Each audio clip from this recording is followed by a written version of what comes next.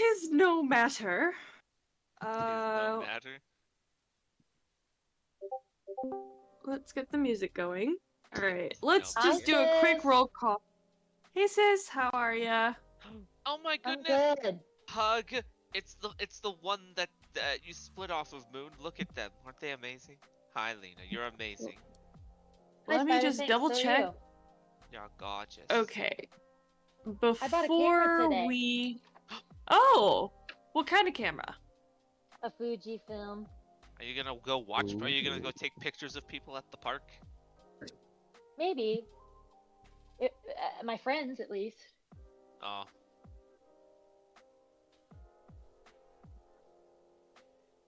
Yeah, Okay. mostly my cats, though. I heard For now. one! That's Griffin. He really wants to go on a walk, so I'm gonna take him on a walk. Alright. Go on the lead. So, Yeah. would anyone Cool. care to give us a recap? I don't know if I could. No. I ate a guy. That's what I remember. Yes. Best guesses. This isn't a test. Deception. Disgrace. Cannibalism. Well, we all went against what we believe to be the Sabbat, or what we now know is the Sabbat. We killed a motherfucker. We also got duped by a mother female faker. I was trying to find a female version of a female clone. A bitch? And yeah, a bunch of bitch. And yeah, and Ophelia came out and admitted that they're the Bronze Bull and almost killed an entire building. Oh yeah, Oh, we're in fuck, right, I shambles. I'm pretty sure. Yes. Yeah. The Bronze Bull. I will say...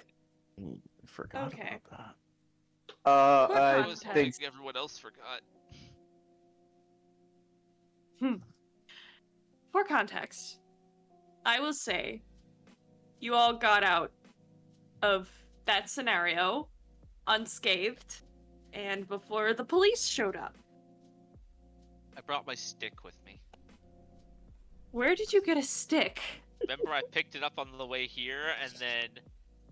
Oh, yeah. No one dared Okay. to take it away. Yep, exactly. It has been, I'm gonna say, good few nights since then. Moon? Yes, Wolf, I know. I'm storyteller here. Okay.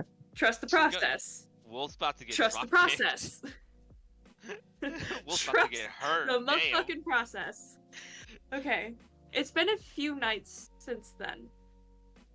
And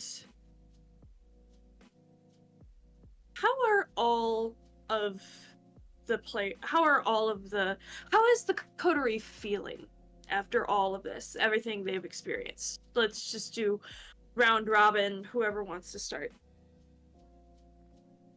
I guess I'll start. Ophelia isn't feeling too bad about, the murder, but she's just feeling kind of the fact that her teammates saw her like that, so she has not interacted with anybody except Molly for the past few days. Alright, let's go directly below. Sylvia. How is Sylvia feeling?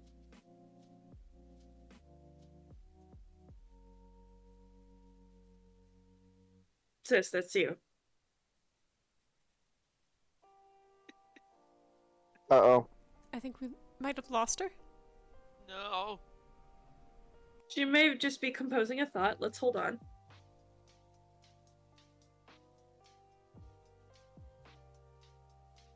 Hello? Hello. Hello? Hi, sorry, what did you ask me? How is Sylvia feeling after the events of last session?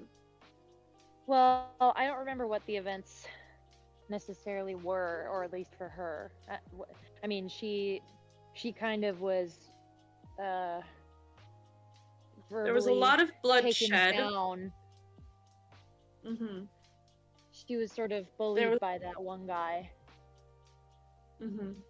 After that, there was a lot of bloodshed.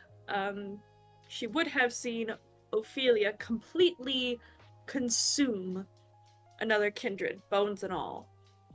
Oh yeah, that's gross. And She's probably rattled. still dealing. She kind of like side-eyeing Ophelia a little bit, like she doesn't really. She feels a little differently about her today, Okay. I think. Rise, what about... How is Rise feeling? Rise is probably feeling pretty shaken. Not only was in a lot of bloodshed, which is something he doesn't like to do and has avoided, but unfortunately since joining this coterie, he seems to be doing it a lot more. And then of course seeing Ophelia like that was pretty... He was pretty shaken, I think. He kind of just was on his knees, kind of just crying for a bit. So he's been kind of holed up, I guess, just trying to figure his thoughts out. Okay. Marcus, how have you been feeling? After everything that kind of happened, Marcus was a bit surprised, but knew tension kind of had to die down by themselves before he would do anything. So he kind of dove into making his album that I feel randomly released tonight.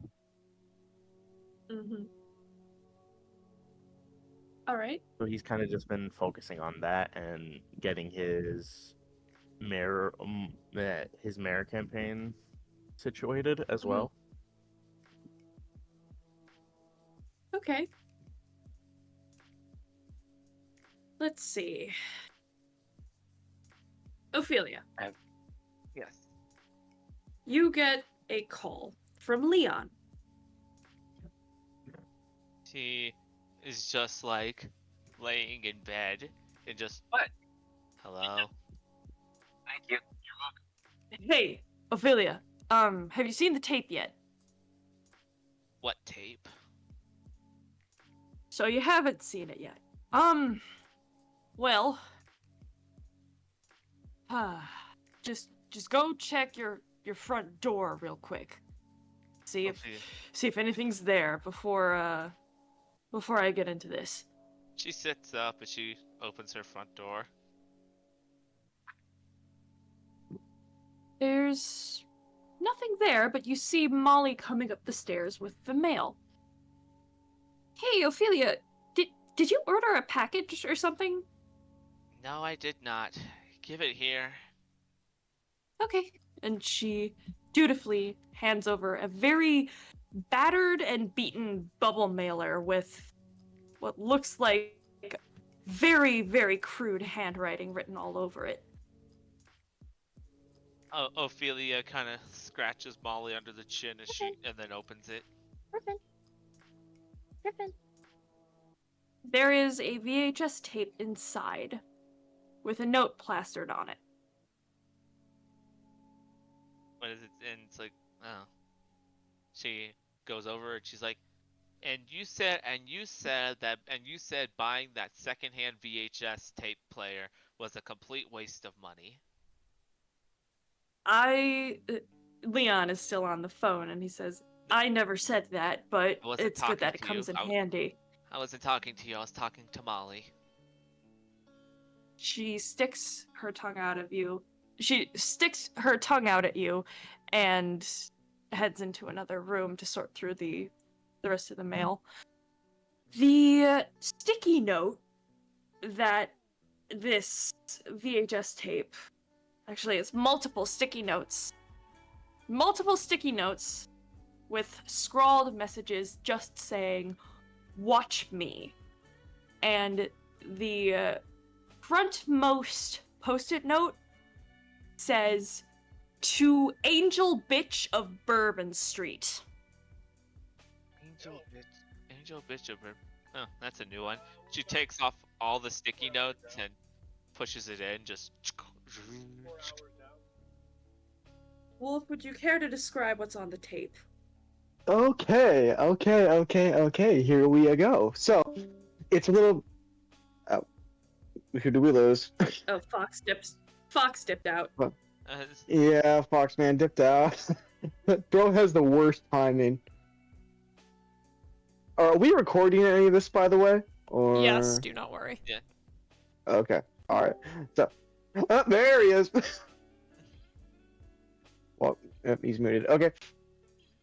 All right. So what's on the tape? It's a little bit of static at first, but then the camera pans and looks like somebody's crudely holding it, and you look around, and it is clearly in the Velveteen Bunny, which was Baron Zidane's old club before he got whacked by the Sabbat. And as you look around, you can clearly see this is basically right after everyone in his club got whacked by the Sabbat. There's bodies laying around, ashes, things look like they got blown up, until something grabs the camera and pulls it over, and the person looking directly at the camera is your good old buddy Simon. You know, the guy you just killed. No, I didn't just kill him. I fucking ate him. There's a bit of nuance difference there. Killed implies he's just dead. I ate him. He looks at the camera. He says, "Hello, Kindred of New Orleans. We're the Sabbat.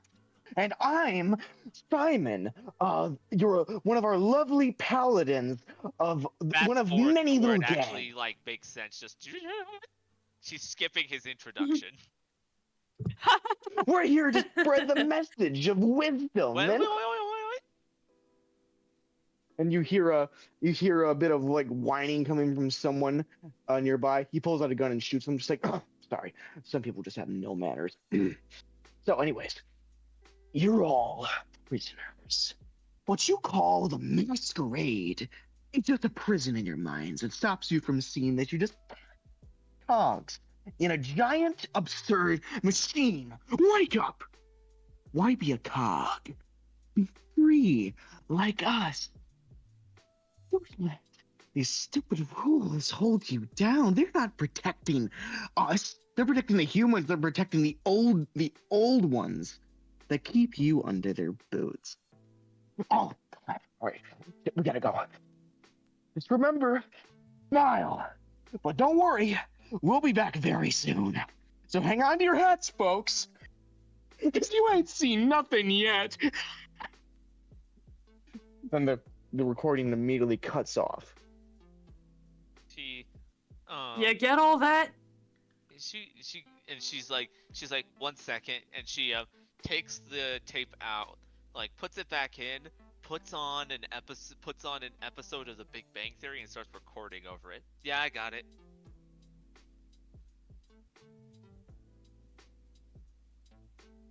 Okay. Ophelia gives less than 2 shits.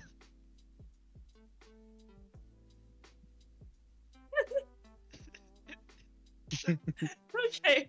All right. So that okay. Give me a second. Okay. Wait, were you just not expecting that? No, I was not.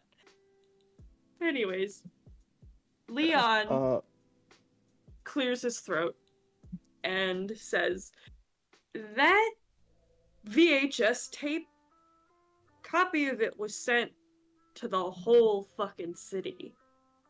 I see. So, Bourbon, City Council, Bayou Council, even just the rest of the barons, even just normal licks on the street, they're finding copies of this tape. It's a whole roundup operation right now. I'd advise you to lay low, but knowing you, I really can't tell you what to do." I'm already laying low. Some shit went down when I ate that little shit after he recorded that tape, I guess. She lights a You- cigarette and stands by the window. I'm sorry, you did what? Leon, you are one of the few people. You are one of the few people who's seen the thick ass file that the prince had on me. I wasn't the sheriff, but... Look, all I'm saying is, talk to the rest of your pals and just tell them, lay low for now. There's not much we can do about the extenuating circumstances. I'll leave that. I'll leave that to Marcus. Based on the fact that none of them have contacted me for a couple days, taps the ashes out the window. I'd say they're probably not too fond of me at the moment.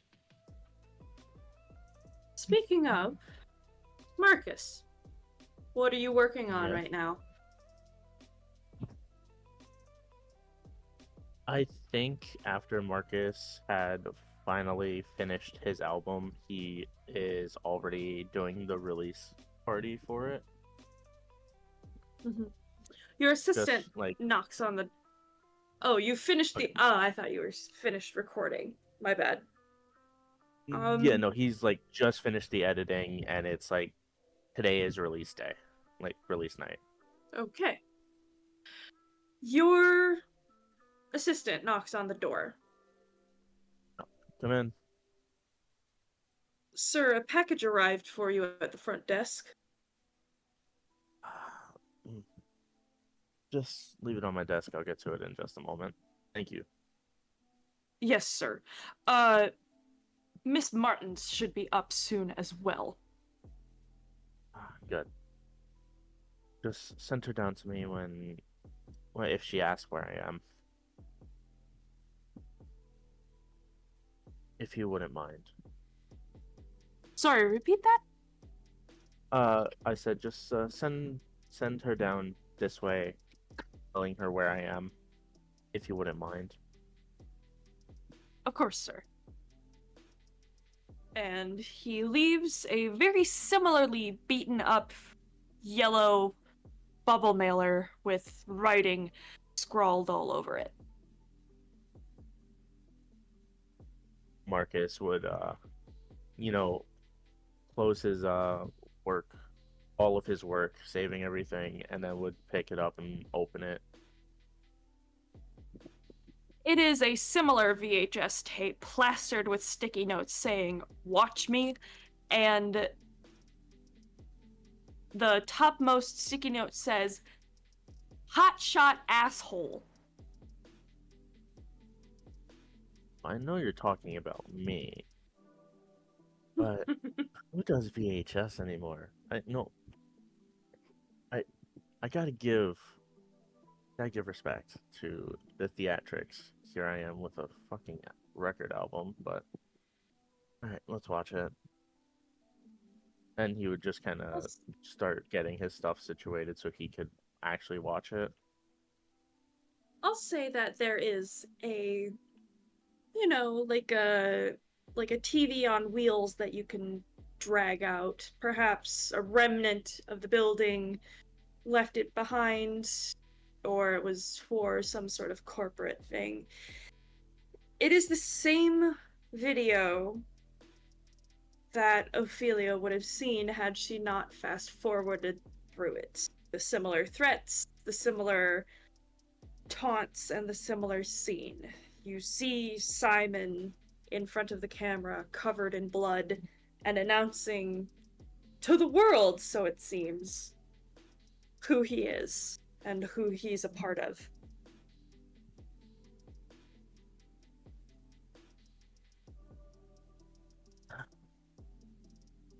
Just Marcus full face bomb.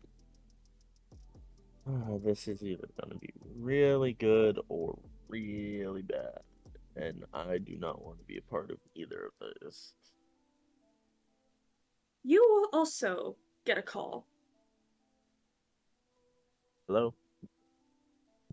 Wolf, would you care to be Butch for me? Yes, I would love to be Butch for you. Go right ahead. Marcus? Hey, Butch, what's going on? Did you get it too? Yeah, and I'm pretty sure I know who else has received this.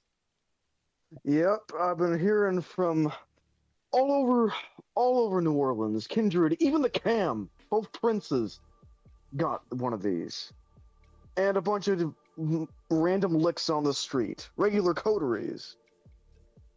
This is, Okay. I believe, what the people call propaganda, and a message. This is going to be a lot of propaganda, and if we don't take care of it soon, it's going to blow up in our faces. And that includes for the coterie as well. Hold on, I gotta patch somebody in. I'm about to make this a three-way call. Oh, okay. And Marcus would call Ophelia in this moment. She does not answer.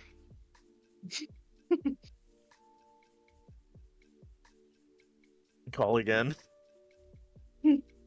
She just what?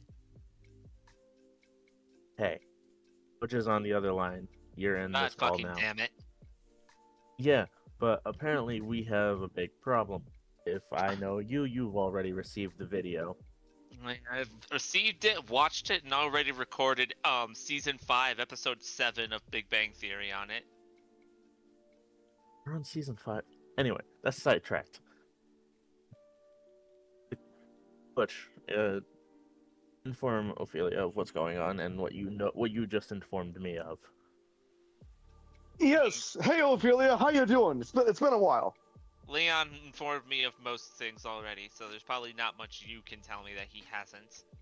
Well, did he happen to tell you that the Camarilla also got these tapes as well, sent straight to the prince's doorstep? I assumed that they got one just on principle. Hmm. I heard you took care of this little fucker that appears to be on screen, but looks like he got us with a little bit of a zinger in the end. I did more than just take care of him. Yeah, we all know. We all hear things. Anyways, She kind of like angrily growls.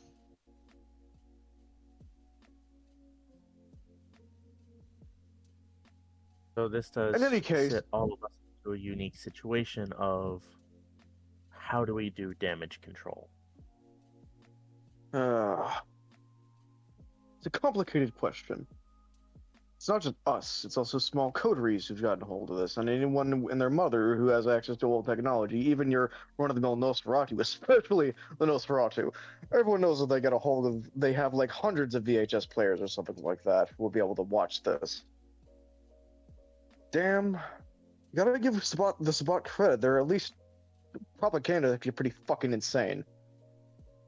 It's not like we can just go door to door into every domain and say, hey, do you have a illicit videotape in your domain? We're going to take those from you.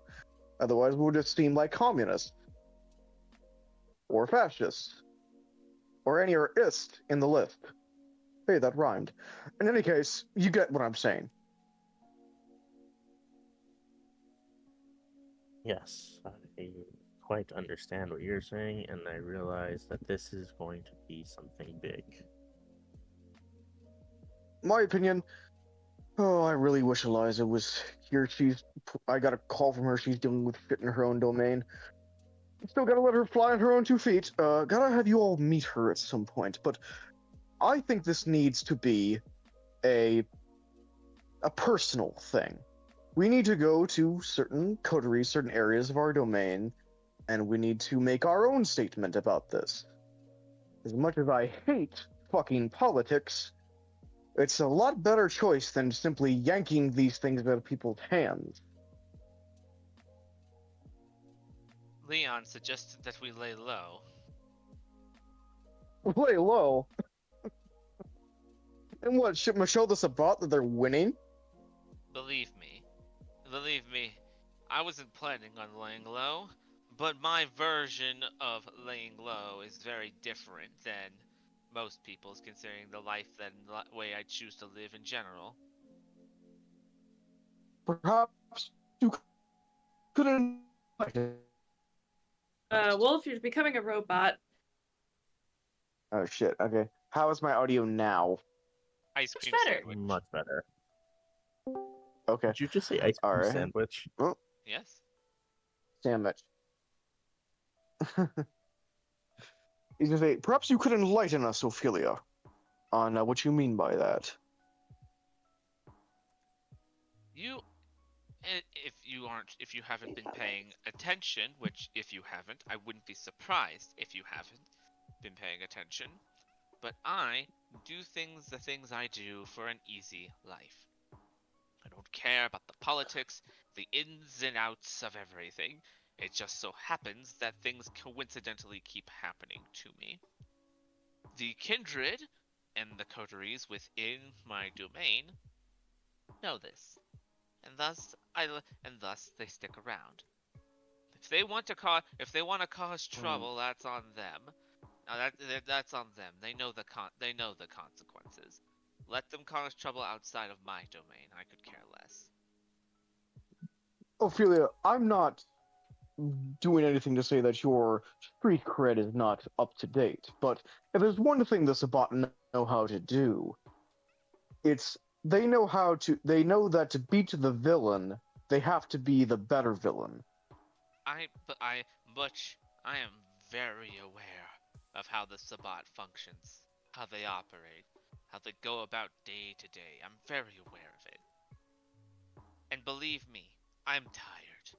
I don't have the energy nor the time to be the better villain, because I very much can be. Very, very quickly, Butch.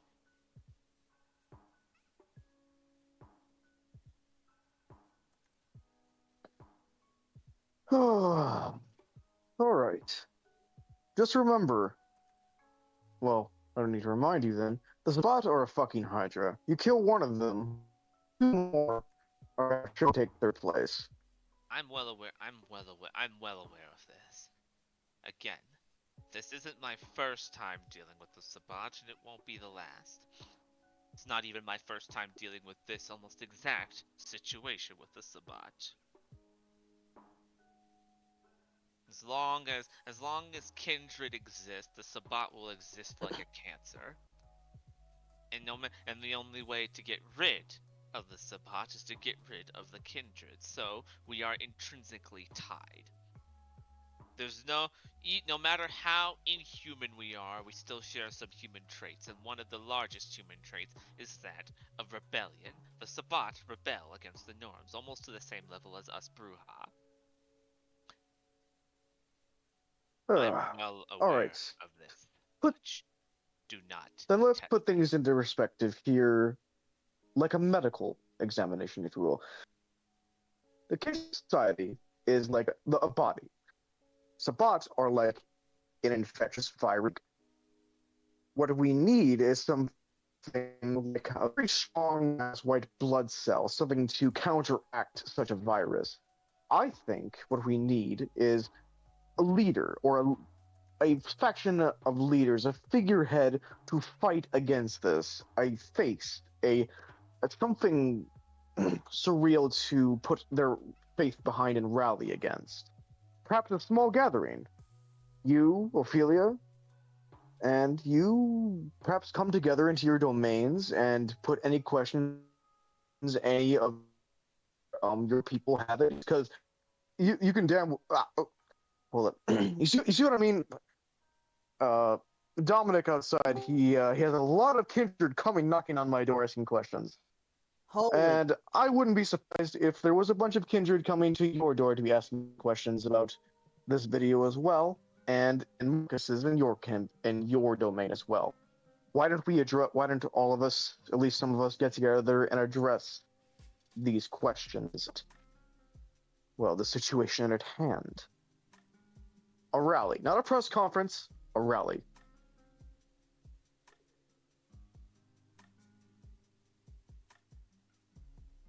I can situate that and get everything together. That would be no problem on my end. I'm not one for dealing with the masses. I don't talk to people.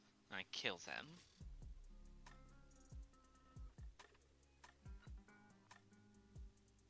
Perhaps it is time to get out of one's comfort zone. Perhaps it's time for you to finally shut the fuck up.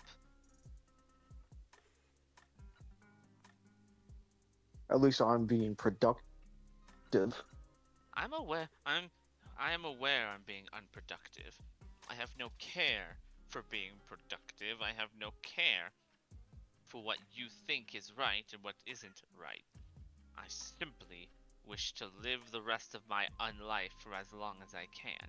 And people keep getting in the way of that. Talking to Ophelia- these people isn't going to stop the deranged psychopaths from doing what they're doing. Okay then, Ophelia, consider this. Consider this in your little independent. No, I don't talk to anyone. I don't care about anyone. Little mindset of yours. If you don't talk to these people, guess who will talk to them?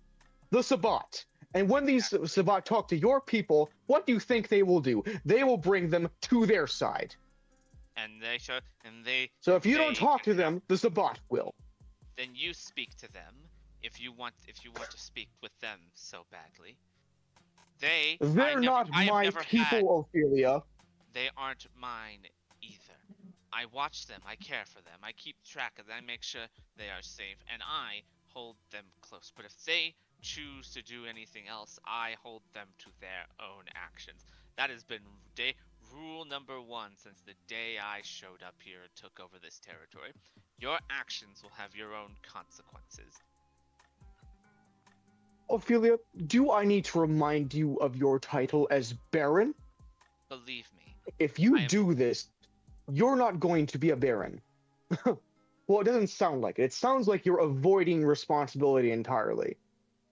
Go sit in a corner then. Go sit in a corner, wait till the Sabbat burn all of your people's havens, crying out, or they join them, and an army comes knocking on your door. And yes, I'm aware you think you're fully invincible. But guess what? Farthest thing. So did Rome. So did every other empire. No. Unlike you, Butch, I am not invincible. I am in fact quite. I'm not invincible. I can be killed. I have come so close to. I could be killed. Oh. The thing for me is that I do not fear death. If it is time for me to die, then I will die. But I will do things as I see they need to be done. You cannot and will not tell me how to run my territory. Things will be done. Do not disagree, and do not hold me about that. But I will do them how I see fit and how I believe it is right. You and your broken marriage can leave me alone and stay out of my life. And she hangs up.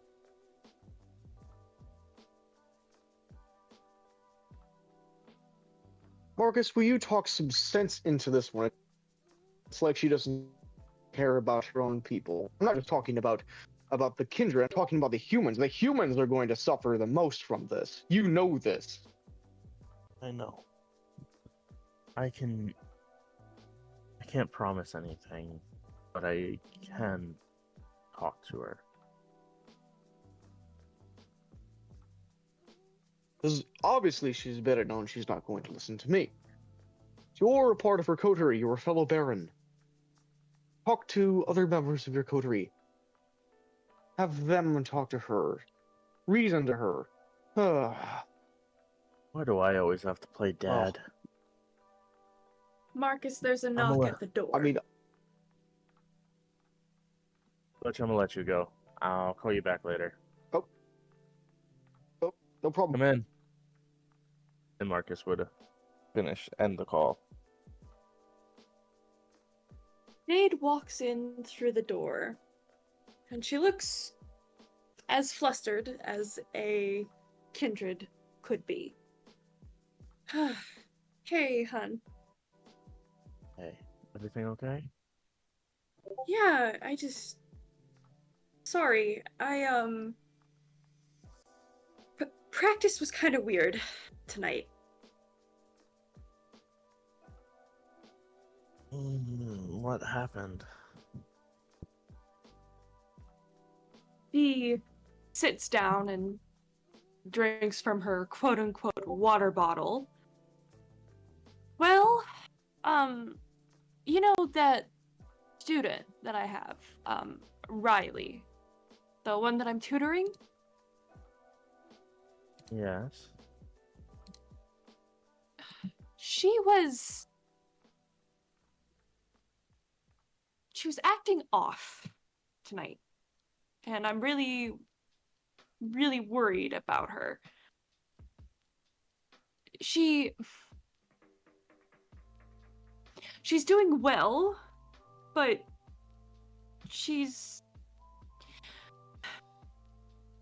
so I was trying to do something on stage, and I used one of the things that you taught me to draw everyone's eye in the room, and she was really, really into it. Like, almost borderline obsessed. It was so strange. Everyone else's eyes were on me, and she was just enraptured. You know the difference between all of them. You know the difference, right? Is this... Yeah. Am I overthinking this?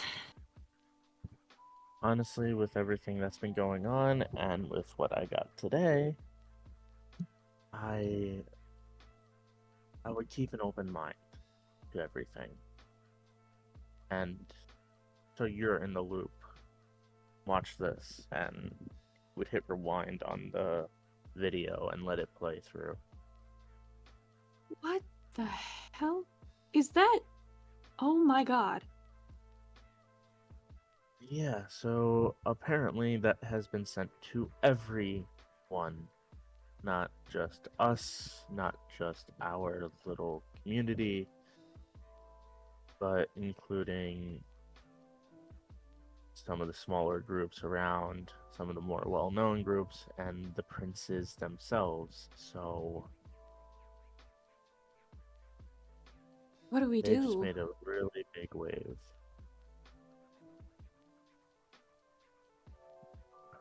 Well, What do we do?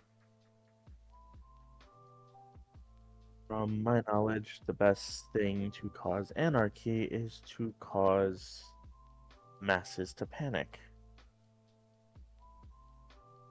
Best thing I suggest and agree with Butch with is to calm the masses and handle it ourselves, but Ophelia is not cooperating super greatly. So you Who see is Marcus is she? obviously stressed as he's like rubbing his temples. Yeah. Jade walks over and, massages your shoulders and sort of embraces you. This whole thing is a mess. I never really expected it to be like this, but I guess when you live hundreds of years, shit like this is bound to happen. Yeah. And he would touch her hand like, I'm sorry you had to get dragged into this. No, honestly, whatever I can do to help, I want to help you.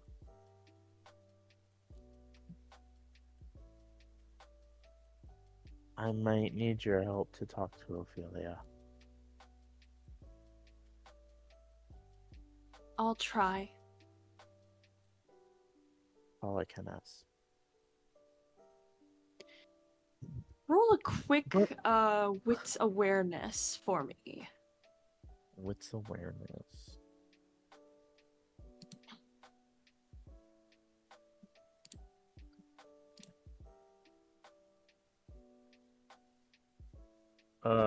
Straight roll. Yeah. Okay.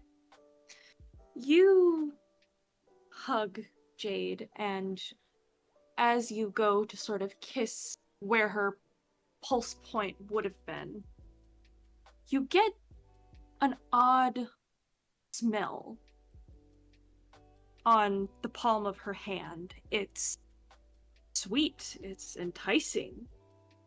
It's not her perfume, but it's very fragrant and very... You feel your beast stir a little bit. In this moment, I want to activate premonition.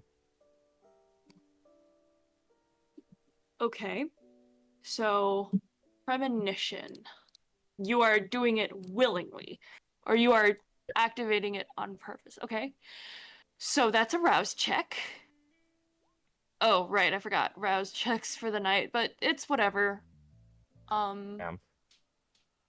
I did my rouse check Okay. for the night, and for premonition, I'm hungry.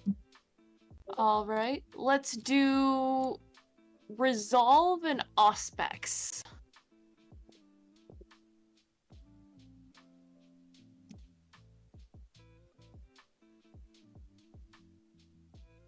Blind resolve, because I'm blind as a bat. So you would hit the dice icon on the auspex, and Oh. it's already set up, it looks like. Yeah. Okay.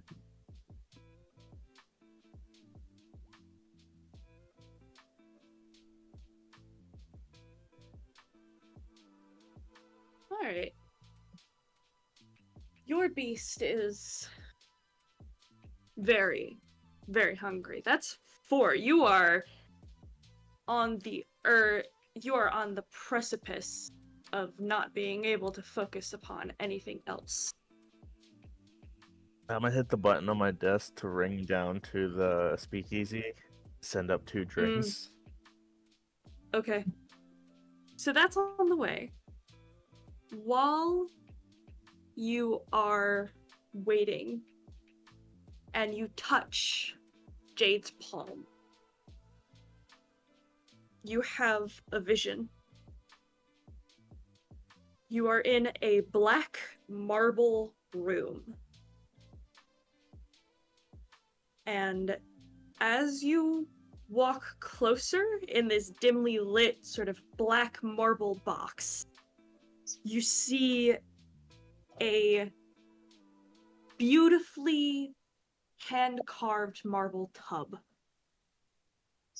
That tub is full to the brim with blood.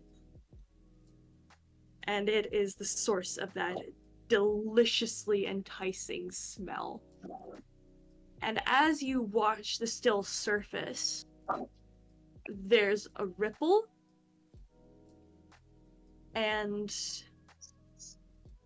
soon a figure is rising up, almost from some unseen depths. It's not as if it's sitting up, it is rising up as if on a platform, the figure of a bare woman, completely drenched in blood. And the second she opens her eyes and looks at you, the vision ends.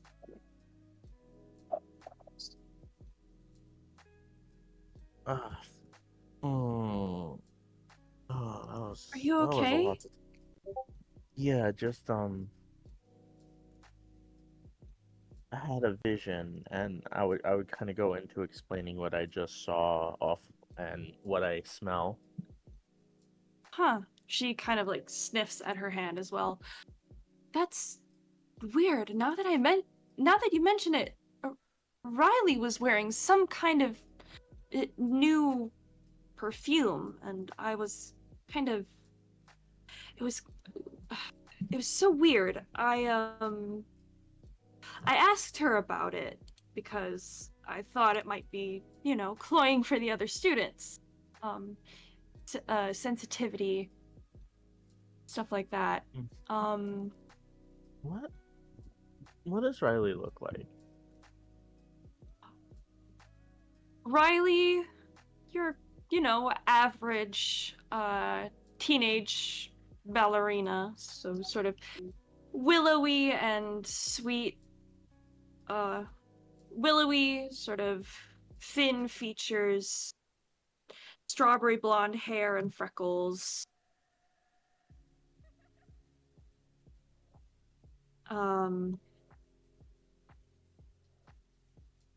As I'm trying to, apologies, I'm trying to find something.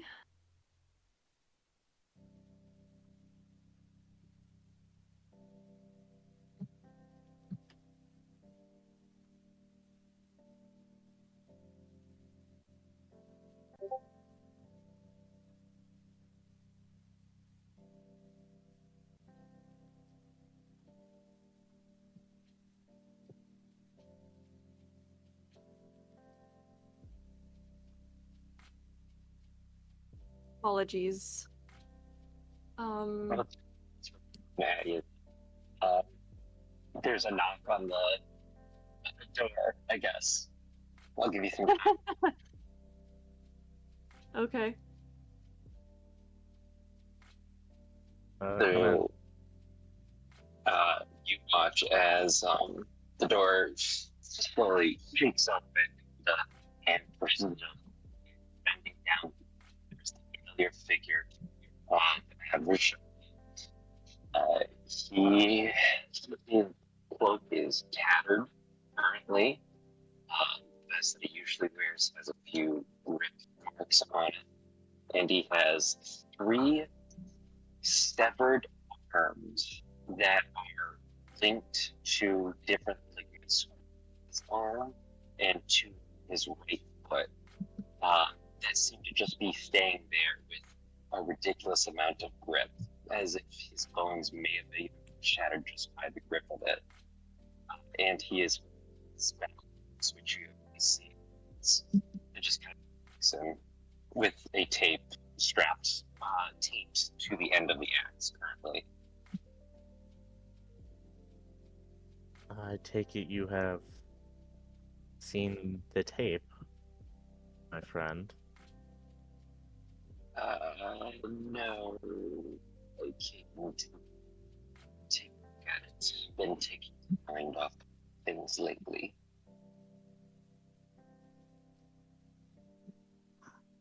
Oh, But that's the name. I asked her if she had gotten a new perfume.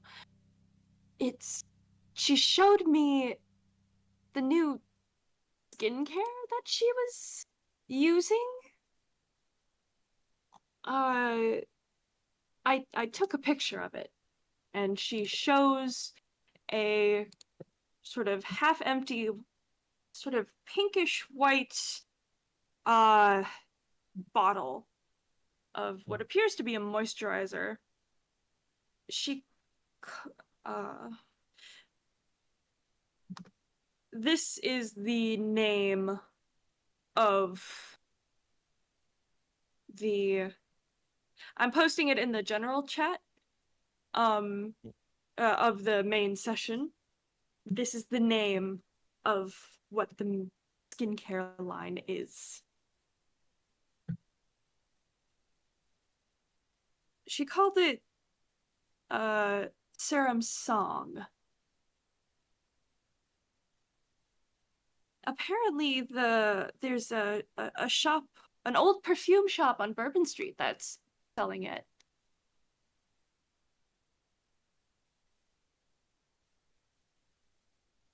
okay, just stay safe. I don't know what it is, but all my tension, everything's on guard for me right now. I just want you safe. I know. I'll keep an eye on her, make sure nothing is amiss. Oh, hi, Averjo. I'm sorry I didn't say hi before.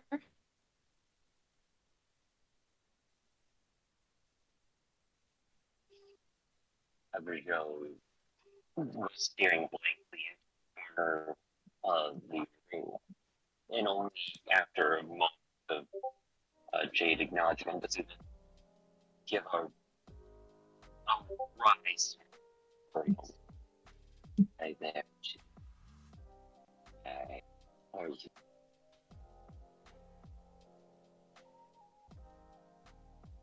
Sorry, what was that? hi, Jade. Well, I'm doing okay. I'm more concerned about you. why would you be concerned about? Above board, you did say that he was looking kind of beat up, right? Yeah, he has three. What any logical or somebody who knows Kindred would know is that the hands of Kindreds with Severwood has death grip on them, so they're just stuck to him. Well, if you want to stick around here for a while, you can. I think, Marcus grabbed some drinks, and as if on cue, it seems the speakeasy has answered, and your 2 gifts from Xavier are there, at the ready to Pain, dispense. panic. Perfect timing. So, I would just grab cups and like start pouring drinks Pass for it everyone. around. Yeah. Marcus, give me a quick frenzy check as the stuff starts to flow. Just the resist frenzy. Yeah, let's do that. Yes. Oh yeah, you're able to control yourself until you're able to down some good stuff. Some blood. Myself back to but the lowest I can go is hunger 1, right? Yes. If Yeah, I'm you gonna get wanted to go to hunger 0, you would have to drain someone. Nope, just gonna go down to hunger 1. Just there we go. Back in control. Jade will also go down to hunger 1. And you see pain and panic, though they are modified, they do look a little bit, well, drained, for lack of a better word.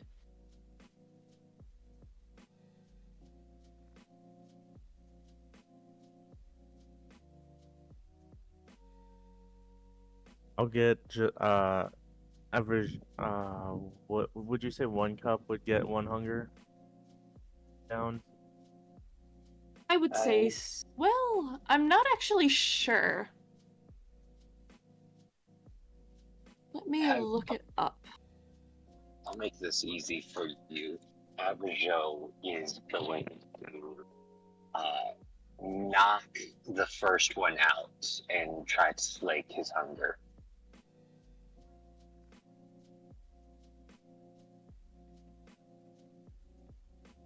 Remember your elder rules, my brother.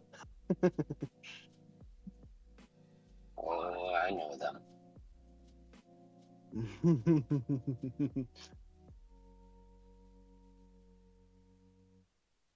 Okay.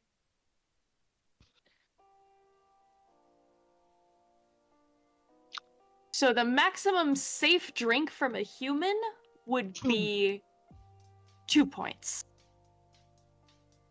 I'll take a screenshot of the feeding table so you guys can get some context.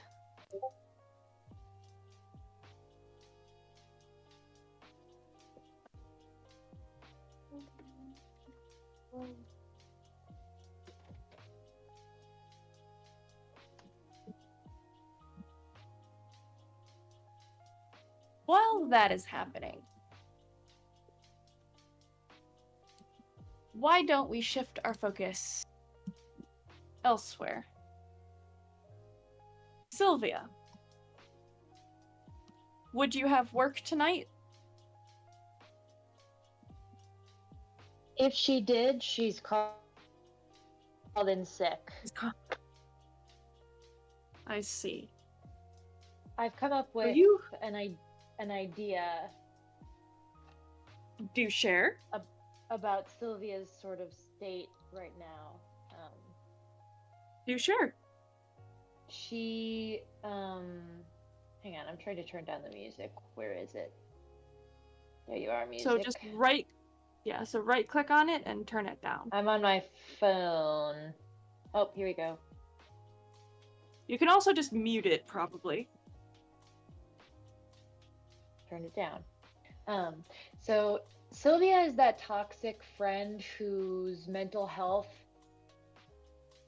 kind of relies on whoever she's the most, trusts the most. And for a while, that's been Ophelia, but she cannot get the image of Ophelia swallowing that guy whole out of her head. It just keeps replaying over and over and over and over. It's and probably worse than that because she didn't eat him whole. She tore him into bits. she's nom, looking nom. at her friend very differently. We already know she's not used to all this vampire violence, but this is really throwing her for a good one. And as I recall, she hasn't really eaten in a while. Isn't she kind of hungry right now, sis? Let me see. I mean, to be I fair, haven't even rolled. even amongst vampires, that was probably a bit much. Oh yes, Yeah. she is at hunger 4 right now, so she is starving. Given the hunger, given the rage, the pain, the sadness, I think Sylvia, after she gets off the phone calling sick out of work, and she sounds really convincing because she's like, she feels dead inside. She's storming around her house, like wringing her hands, like kind of on the verge of a hot girl mentee bee, and then she takes off her flannel that she's been wearing and just shrugs it off her shoulders, and sort of rips it off of herself and tosses it to the ground. And it's not super hard, but it lands kind of soft, but she's sort of putting her weight into the throw. And then she just starts balling it up and just tossing it on the floor. Yeah. And she's starts sobbing and clawing at her face, curling into a ball, like she wants to pretend that nothing is happening and she didn't see what she's seen, but she knows that things are different now and her heart feels completely broken. And then she hears a small peep, a small squeak, and her blood that she no longer has runs cold because she realizes that Templeton was in her flannel pocket when she threw it on the ground. And now she's scrambling over to see him, to see if he's hurt, and now she feels even worse because she's hurt the one she loves in her pain. He limps out from the crumpled form of the flannel, and he sort of looks up at you and then does his best to sort of climb up onto your shoulder and tries to lick at your tears, once again reaffirming that bond of the ghoul and the kindred. And you can see him groom himself, and you hear him sort of give another sort of high-pitched whimper again before he grooms the paw that had been broken. Oh my god. It is no longer broken. Can Sylvia smell his blood? I will do a resist frenzy roll. Oh.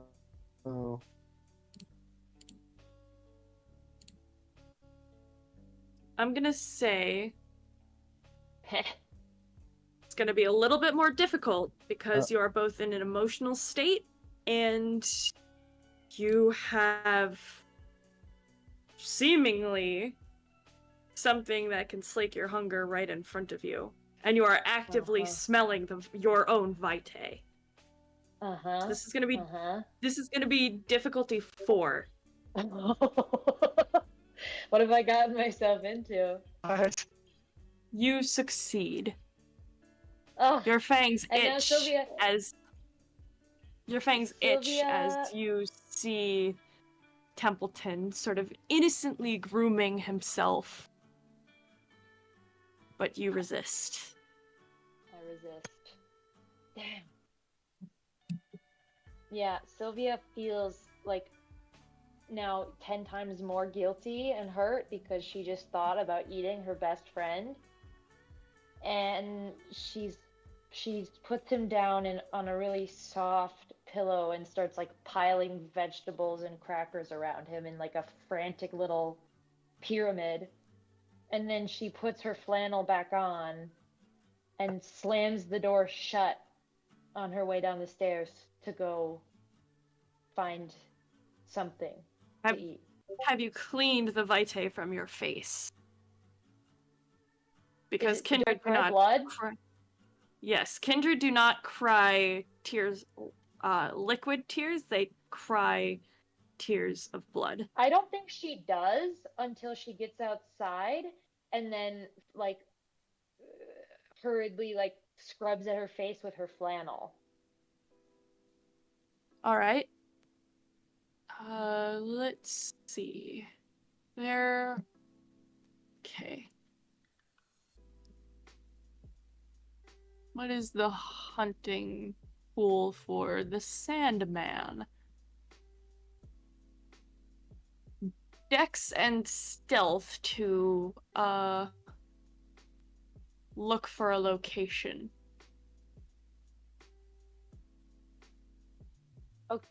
Okay, will you do that for me? Yes. Apologies. Sorry. It's my bad.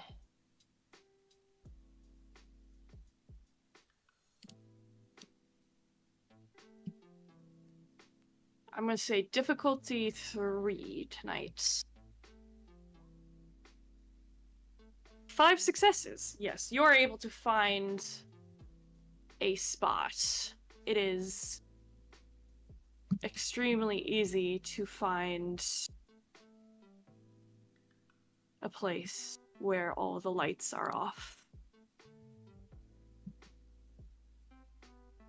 Nice. You see another balcony window that's open. I will roll another dex and stealth for you, but since you are hungry, you will not get... Bless you. You will not get the +1 die for your specialty, as you are a bit distracted. Same difficulty as before. Okay. Sound good? Yeah. Roll me. You slip into the window. Perhaps you're a little bit noisy than you'd like to be, but you are still quiet. You manage to slip in, and you find 2 people in bed together. Oh my god. In one another's arms. Her heart breaks, but she does it to him. Do you drink from both of them, or do you drink from just one? She drinks You from drink both from both because of she's them. really hungry. All right. So you will be taking the maximum safe drink from both. The maximum safe drink without draining them. Okay. You will go back down to hunger 3. Nice. They are both asleep enough that they do not think much of it, and they drift off into a dreamless sleep.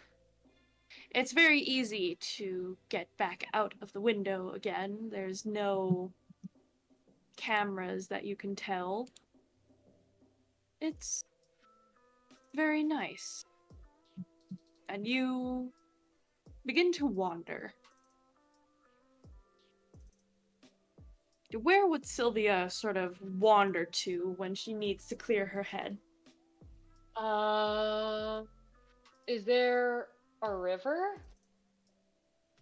Yes, the Mississippi River is most Oh, likely. the Mississippi. Well, yes, you're Yeah, in she New goes to Orleans. She goes to the Mississippi. The Whatever waterfront. the closest thing is, yeah.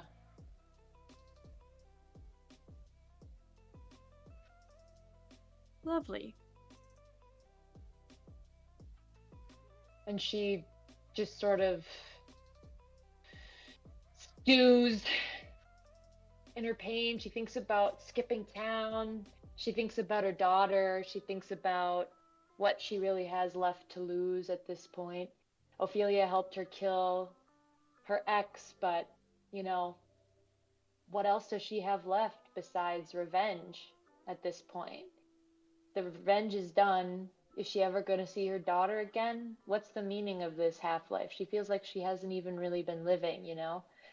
She thinks back to some of the fun times she's had with everyone, and she feels, you know, this echo of you know, the slightest inkling of joy, but she um waves it away, tries to validate the voice in her head that's telling her nobody likes you. You need to get out of here. You need to blow everything up. You need to destroy everything. And Your she just sort phone of sits buzzes. frozen. Your phone buzzes. It's a message from Jade. Oh my god. Hey, you available? Sylvia says, she responds, uh,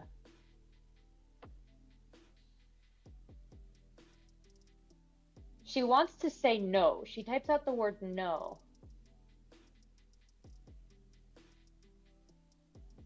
And then she keeps typing and says, not at the moment. What's up? I need someone to come with me to go speak with Ophelia about what happened. You and her kind of have a good thing going, and I thought maybe that we could go together and just see if she's okay. What do you mean? What happened? Isn't isn't that normal in your world? You know? Sylvia, I'm as new to this as you are. In fact, you're a whole older than me. I have no idea if this shit is normal.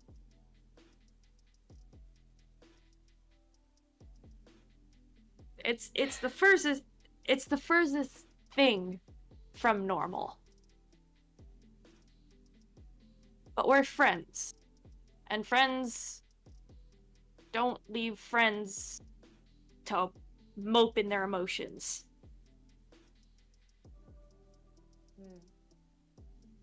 We've got bigger fish to fry.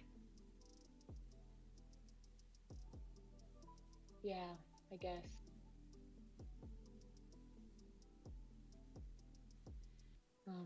You in or not?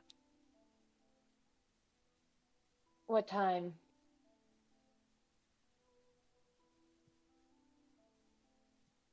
I'm planning on heading out to Broken around 9 or 10.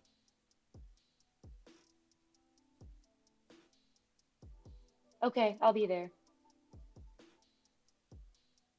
Cool. Might text Rise as well. Nice. There's a bit of typing. You see the bubbles for a moment before you see a simple question, one that did not seem to warrant the amount of typing. Are you okay? When have I ever been? It's fine. Whatever. I'll see you later. Thumbs up.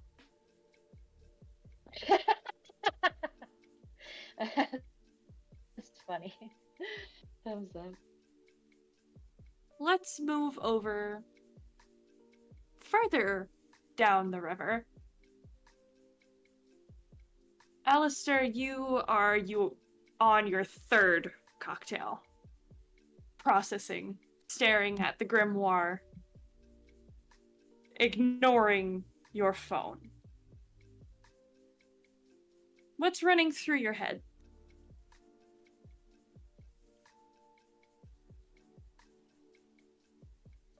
Alistair still contemplating the conversation that he had with Lucrezia and the events that unfolded in their altercation with the woman and the Sabbat and the Sabbat. A mixture of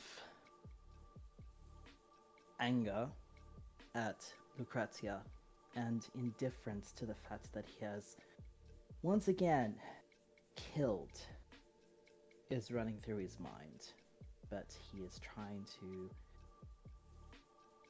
block it out by focusing on the mixture of metallic sensations from the blood and the sharp, sweet tang of the absinthe running down his throat as he drinks his cocktail, while sitting in his usual spot of a luxurious plush chair next to a St. Andrew's cross that happens to be vacant at this point in time, while everyone else is indulging in debaucherous activities. Lovely. Has anyone come to join you so far? No. This is a regular thing for Alistair. He's made it quite clear that he just enjoys being surrounded by people, but he doesn't want to interact with people, so to speak. He's a regular at this particular establishment.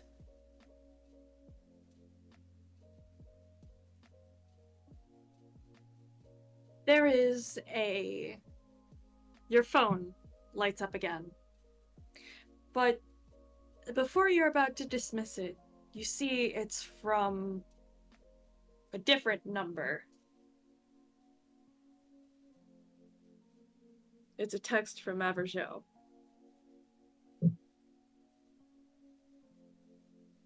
A frown furrows Alistair's brow as he looks at the text, and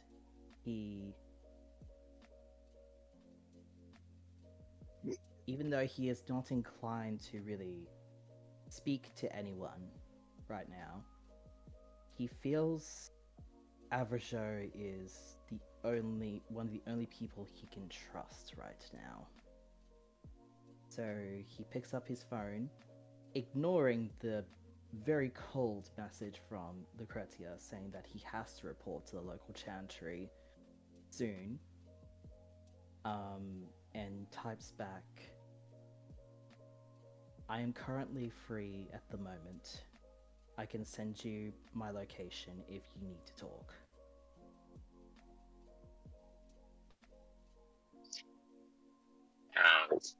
Out of character, I may come in depending on how good my service are. In character, Marcus gets a text, or sorry, not Marcus, Alistair gets a text back that says, currently with Marcus and Jade, though Jade and AB leaving soon.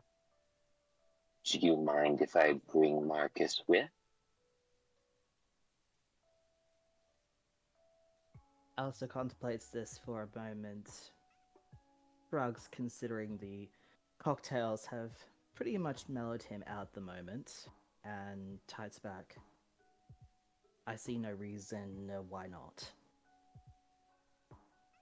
Wonderful. I will be over there as soon as we can get these hands ungripped from my body.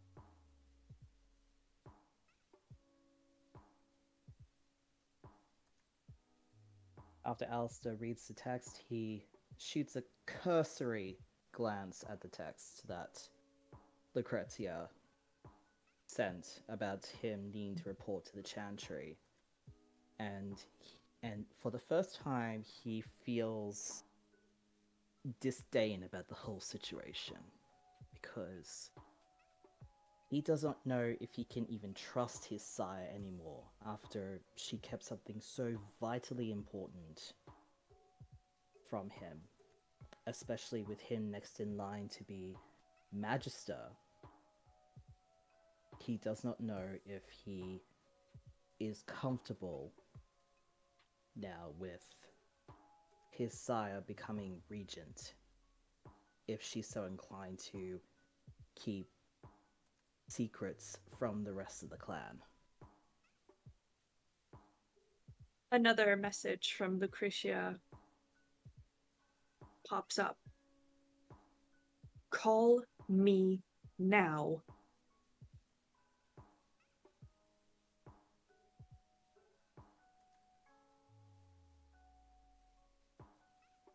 Alistair is chewing his tongue to bite back the anger that is welling within him.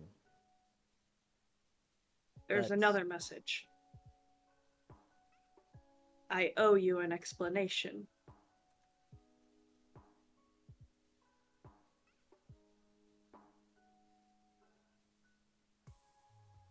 Alistair contemplates this for a bit, and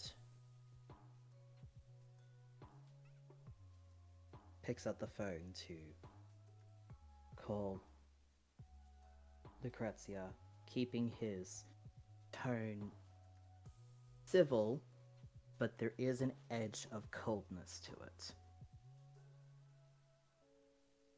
Buonanotte, Lucrezia. To what do I owe the pleasure of this conversation?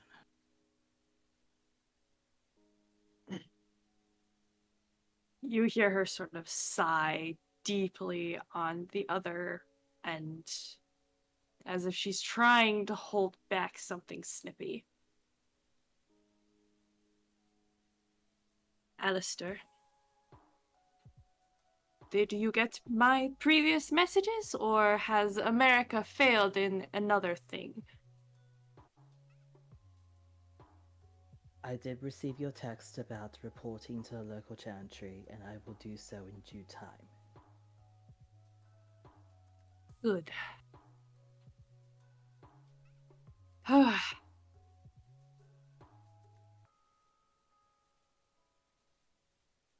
Alistair. As your sire, I am expected to account for your actions, and your behavior is a reflection upon my teachings.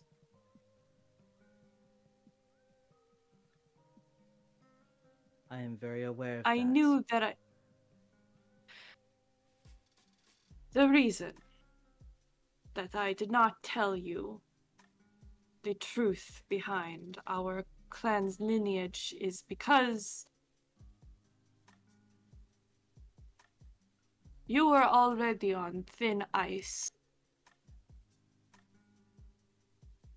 You would have been much at risk had I not intervened during that one night at the theater.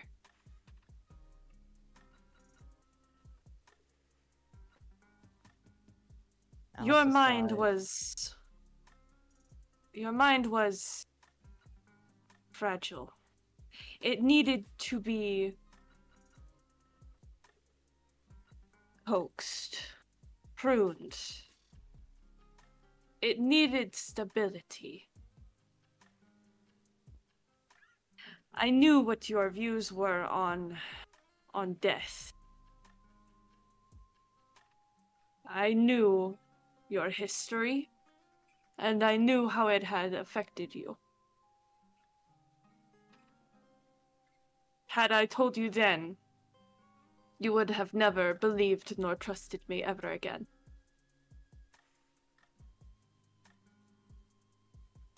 And you would have likely succumbed to final death at the hands of our peers.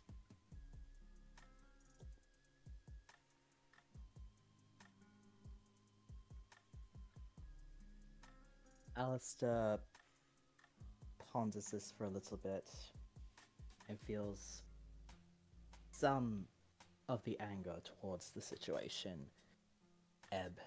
He does not know if it's the combination of the cocktails or the unusual maternal air that Lucrezia is adopting at the moment.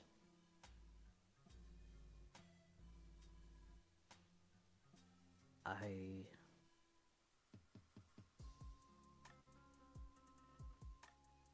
understand that you had to take measures, but even after things had been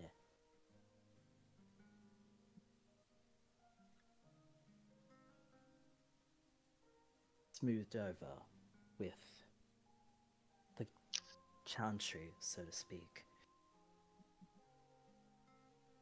it did take some time to cement my position with your aid. But even after that fact, and after I had accustomed myself to having no choice but to kill on occasion, why did you not broach the subject then when my mind was much more stable?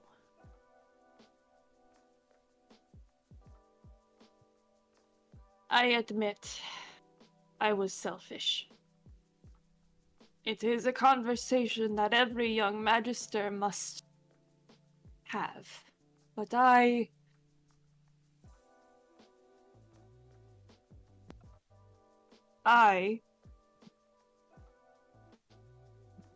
was...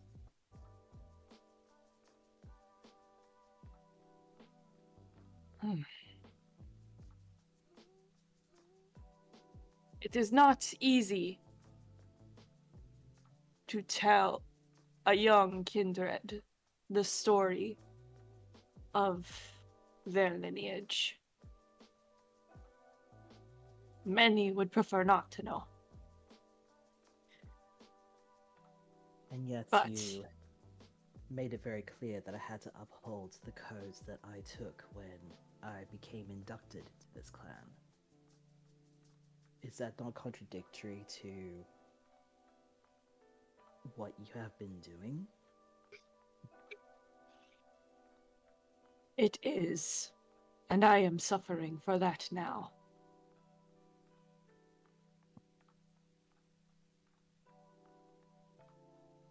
Alistair feels a modicum of pity. He doesn't quite forgive Lucrezia yet, but he is willing to let his anger slide for the time being. My campaign is grinding in some areas, when at first it was running smoothly. Is it because Word. the Sabbat has decided Yes. Yes. It is partially because of that, and because of my selfishness.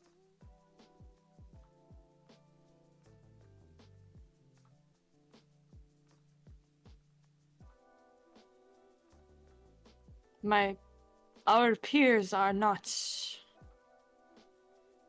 as trusting as they were. But though we do hold a code, many Tremere are selfish in the ways that they uphold it.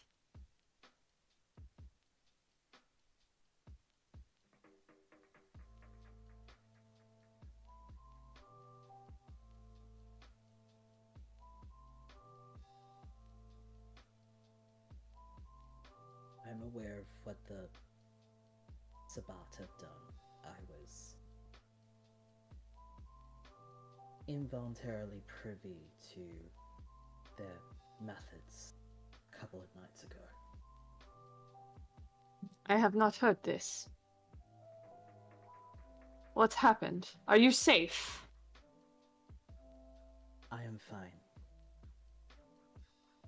We were tracking an individual that had gone missing, and we unfortunately found out the result of his disappearance.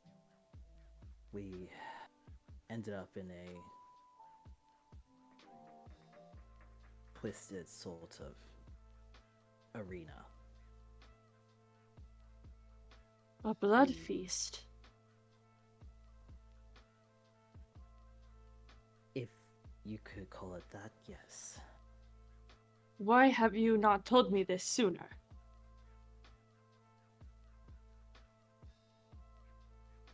It's...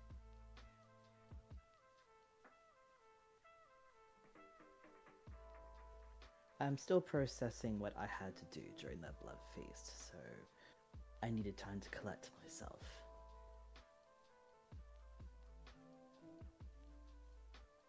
You hear a very weak chuckle from the other end. Look at me, demanding information when I myself have not given you any. Elsa cannot help but laugh himself. In spite of the fact that you lied to me, you and I do have a lot in common. I do not know if it's the alcohol that is prompting me to do this, but I apologize for my behavior the other night. It was unsavory, but it was a lot to absorb in such a short period of time, and I was upholding a lot of my code by making sure that no secrets were kept, especially if I am to be next in line for Magister. It is part of my duty to make sure that the apprentices are able to be duly guided.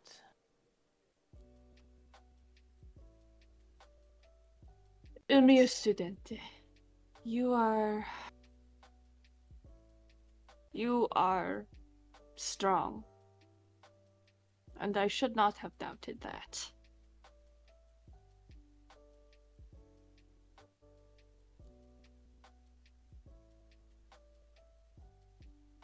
Report to the chantry at your nearest convenience.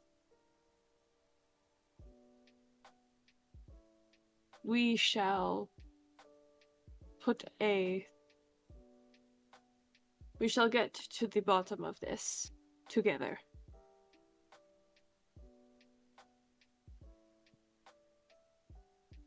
That is the first time in over 100 years that you've actually said that.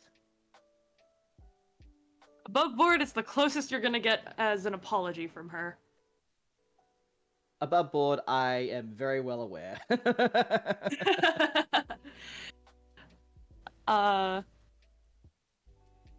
You say you are part of a coterie, correct? A small one, yes.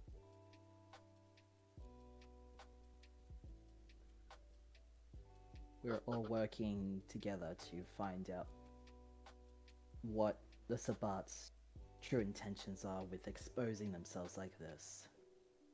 And we are going to do our utmost to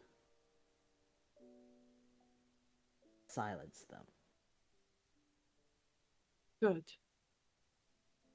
Well, I wish them and I wish you the best of luck.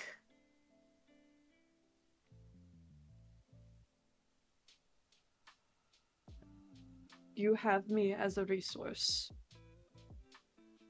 I appreciate And you that. have the grimoire as well. The most important thing to protect now is yourself and the grimoire. If they get their hands on it again, there is no telling what they might do. I am aware of that.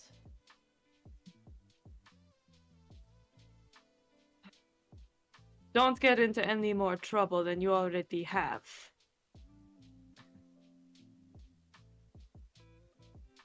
Unfortunately, I cannot promise that, but I will try.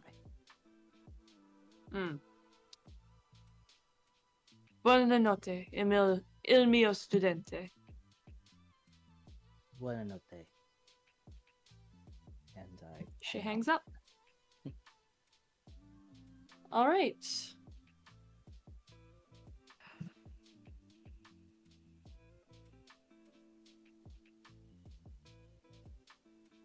Rise. You are... What are you doing? You said you were at a gym? Yeah, so he's been at a place that Ophelia showed him. It's, you know, an empty gym, not used, but by us if necessary. And he's just working off energy however he can. Make me a quick wits and awareness check. Uh-oh. Wits. And awareness. Okay. Wits. What is that? Heightened sense is add aspect roll to all perception. What's my aspect roll? I don't even remember. 2. Okay. Difficulty? I'll say 3. And I will say that you are still injured. Great. Bestial failure. What a lovely day. Do you wish to re-roll? Probably a good idea. Oh, I will re-roll. I can re-roll 1, 2, 3. Okay, good. Nope, 3.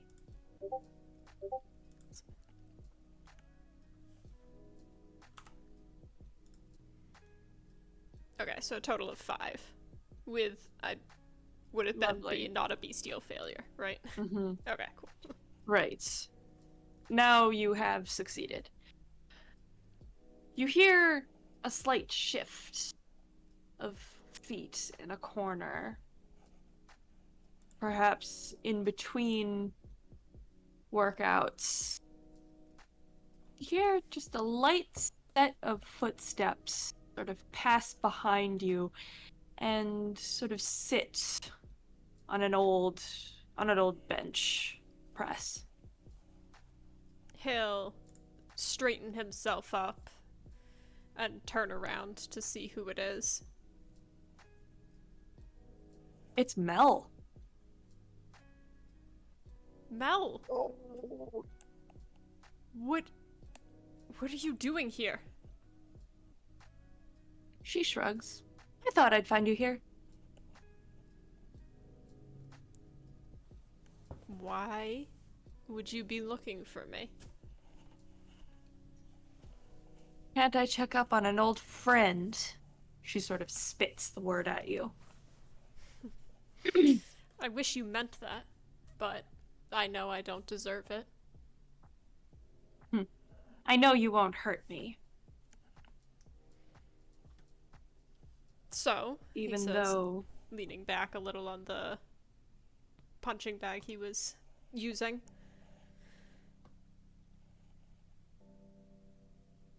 I know you were... Ugh, God. I know you were there when Simon was killed. So you God, know I him. couldn't hear... Knew him. He would hardly shut the fuck up.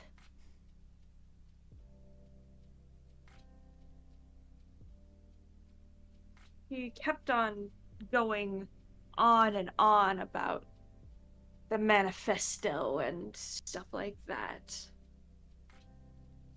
He did seem Honestly, to... I'm glad he's out of the way. He did seem to like to hear himself talk. Yeah.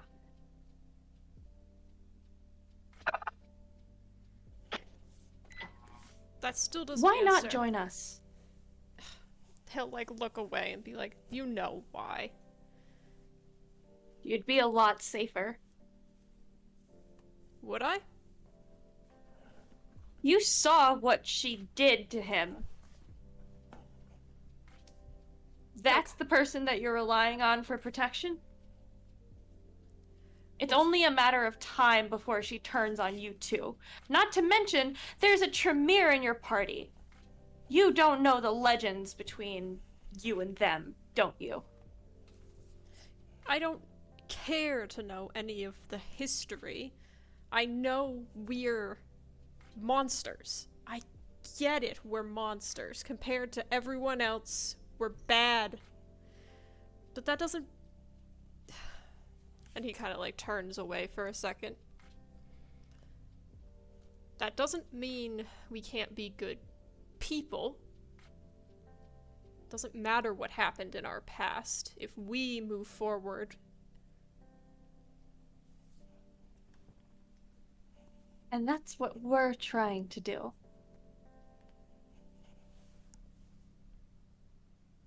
We're not human anymore, Rise. So why stoop to their level?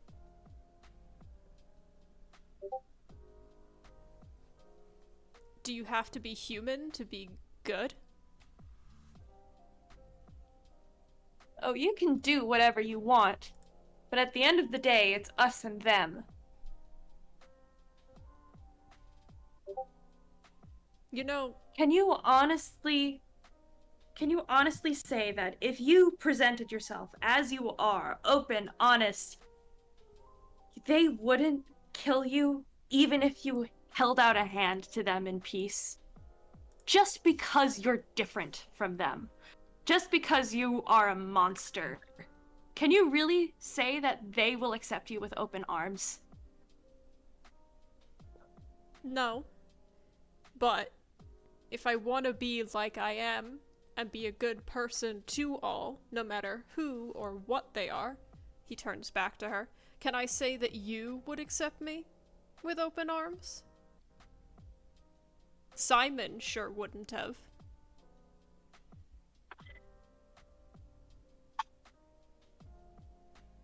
Her sort of vitriol goes from sort of righteous to more angry.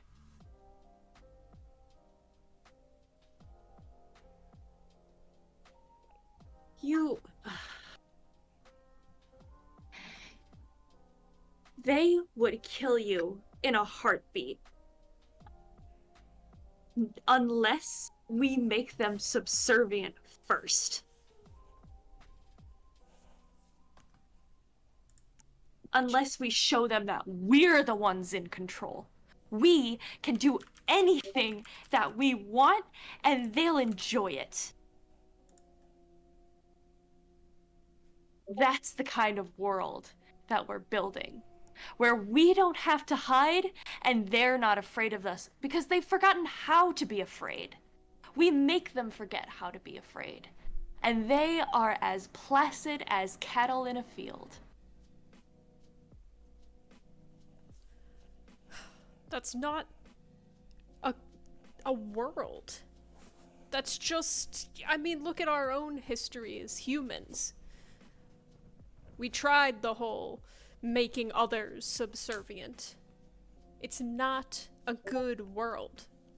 A world of control and fear and death. That's only for extreme measures. If we give them everything that they want, they'll do anything that we say. Shouldn't you know that people are far more greedy than that? That's why we get the proles first, and then take down the higher-ups.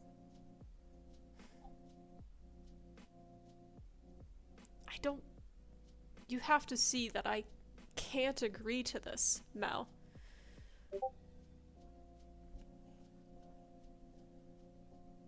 She sort of frowns and stands up, crossing her arms. Listen, I came here as a service to you. This is your last chance. Walk away from Hulk bitch now, and I'll make sure that you want for nothing and you get a role where you can help people in the future. How can I do that? But if you refuse, then the next time, bad things are gonna happen. And I will be powerless to stop it. We're all powerless, but you have to remember that peace does not mean there's a place with no noise or trouble or having to do hard work. People need that. It means that in the midst of all this chaos, we can still find calm in our own hearts. There's no world in which hard work and chaos don't exist. We just have to make the best of it.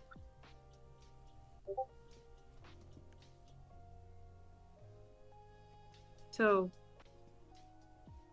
that's it then. I'll still be helping people the way I believe. And that's helping all people, even if they turn their backs on me.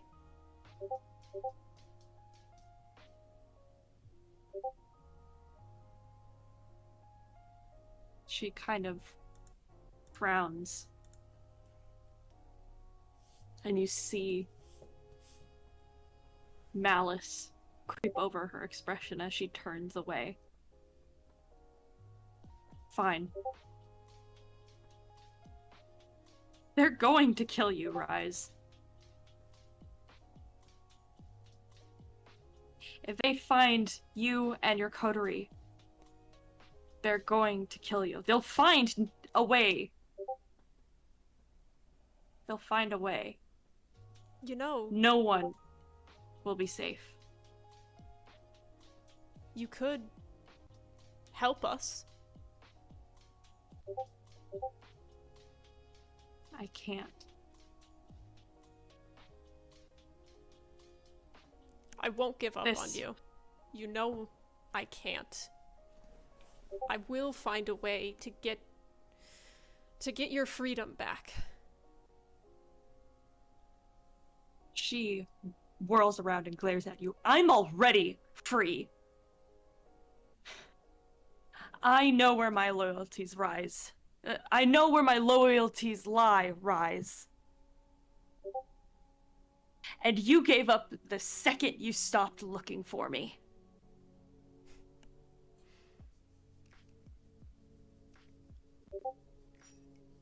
I was holding out hope for so long.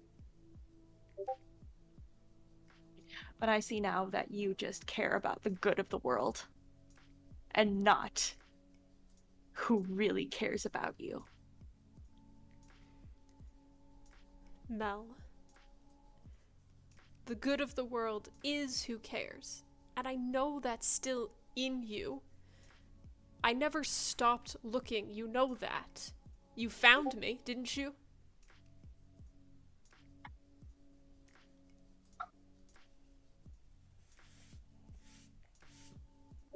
He's gone. Damn it.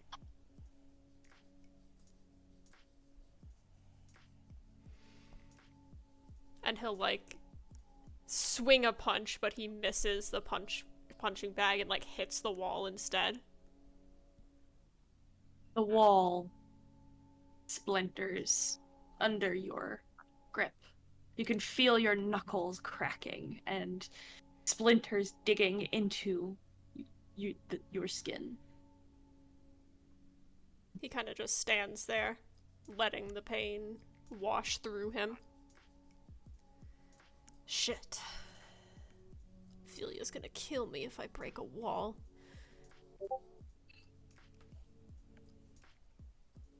Until, like... Let's take a quick 5-minute break. How are we feeling, guys? Pretty good. I am feeling really good. A little toasty from sunburn. I'm but feeling overall good. Cool. I'm feeling fantastic. I'm feeling fantastic. I am awesome. All Good. right. Also, Moon, Let's just great Yes. scenes. thank you. Love Thank the you. scenes. Great love scenes. them. Wow. Everybody had something like amazing, and I love it. And then I just fast forwarded through the VHS tape. That was beautiful. All Long right. What? memory. I'll be. Well, I feel like I'll Ophelia be would right do that back. anyway. It's just like, next. Sounds good. That's what I do in real life. It's like, Um, oh, it's an important thing. Let me skip to the part that matters. Like, I don't need w- all the introduction. Alistair, would you like to hear the VHS tape since we're taking a break Right. and you missed it? I'll be right back. yeah, no problem. Is Get this up, session- stretch, walk around, grab some water. I'll be right back. Moon, Yeah. Moon, take me out of the laundry basket. No. Is the No. session being recorded? Yeah, Uh, session's has- recorded. Yes, No it worries. is. Then I'll listen to it later because when I popped in, I had literally only just woken up. Raven had to wake me. Let me out. Salute. Let me out. Because of I mean, the we could laundry- pop it. Because hypothetically, we could pop into secrets, and I could give you a personal performance of it, without having to redo it in front of everyone else. Wolf is very Yeah, proud of his secrets. That's the thing. performance. Please be his audience. Secrets. No, I'll definitely listen Yeah. to I'll definitely listen to like the session later. It sounds like you put on a hell of a performance. Looking forward to everybody coming to Broken. Ophelia is not. No, I was actually gonna do a song today. Like I was thinking of singing today. Oof. By the way, a spoiler alert. I think Ophelia is a introvert. She is worse than an Oh, introvert. She yeah. just does not like people. So like, So she's a like So I'm she's an a introvert. recluse. Yeah, she's a Somebody Honestly- call the newspapers. Honestly, Ophelia reminds me of a sober alcoholic I know who is very punkish, and he just generally, as a rule of thumb, doesn't like people, and he's a bartender. Ophelia. That sounds pretty much on par. Ophelia is the epitome of the like analogy of like immortality, but the person who became immortal doesn't want to be immortal. But at the same time can't through pride can't actively just kill themselves, so they're just kind of stuck. It kind of reminds me of what was that Vampire the Masquerade mobile game that I played a while ago. There was a character in it that was very similar to that. I think the game was called like Sins of the Sire. Interesting. Yeah. It sounds Yeah. very similar. Yeah, she's like when Ophelia says she just wants to live a quiet life, she means it. Her entire philosophy is just I just want to live my own life as quietly and as calmly as possible, but shit just keeps happening to her and she can't, and it's frustrating her. So it's just like, let me numb on organs in peace. Like, she would. I mean, you've seen what she did with like Bourbon Street before she was a Baron, and what she's done to like the surrounding area. She basically has just made it like, don't start shit, and we'll be good.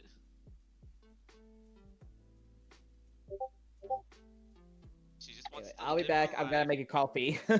She's like, I just want to live my life. I just want to relax. I don't fucking want to deal with all this shit. But unfortunately, due to what she does best, she is too good at what she does. So, little fun thing. When I said I was gonna release an album for Marcus, I went, I'm at least gonna learn one song to sing in his voice in case anyone asked. Is it So promiscuous, I girl? have learned and practiced Frank Sinatra's "My Way" in Marcus's voice. Nah, I don't want to hear that. Okay. I want to hear the song from Yakuza, just Dame Dame Damero Dame Ramuyo. That's what I want to hear. Well, Ophelia will have to perform that. Or Yeah. breaking the law, Out of breaking the law, so out of all the group, Ophelia is the weeb, so please, by all means. She is. I'm not sure if she's a weeb because she was around and enjoying weebdom before it was a weeb. So I think at this point she's not a weeb because she's not like weird about it. I think she's just a genuine like otaku. Yeah, The, that's where I feel. She's you not a are weeb the because like being a weeb you are implies the that origin of the weeaboo. she's like not like cringy like a weeb is. She is like genuinely loves and respects Are the you culture. sure?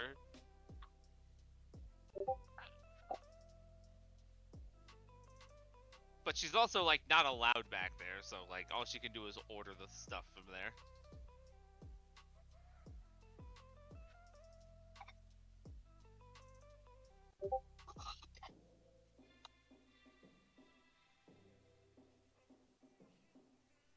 Ophelia has killed exactly 4 people that asked her if she was a Crip or a Blood, and they were also Kindred.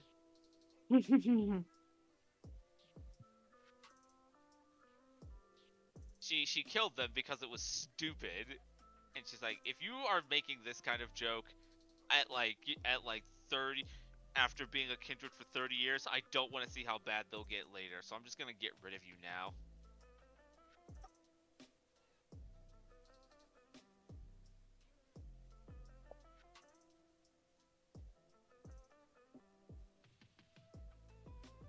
Honestly, also, I'm not sure if I've ever played a character that could be even largely be considered a hero in any form of the sense.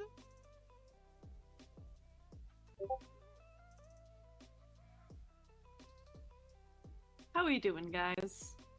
I'm hungry. My I was ready to perform today. Oh wait, I've got a whole rotisserie chicken here.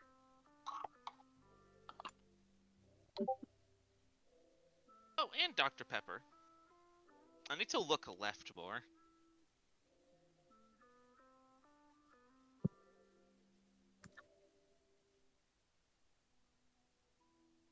How are you doing, Moon?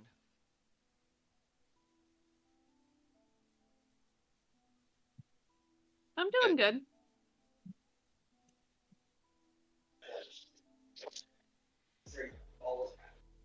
By the power of nipples.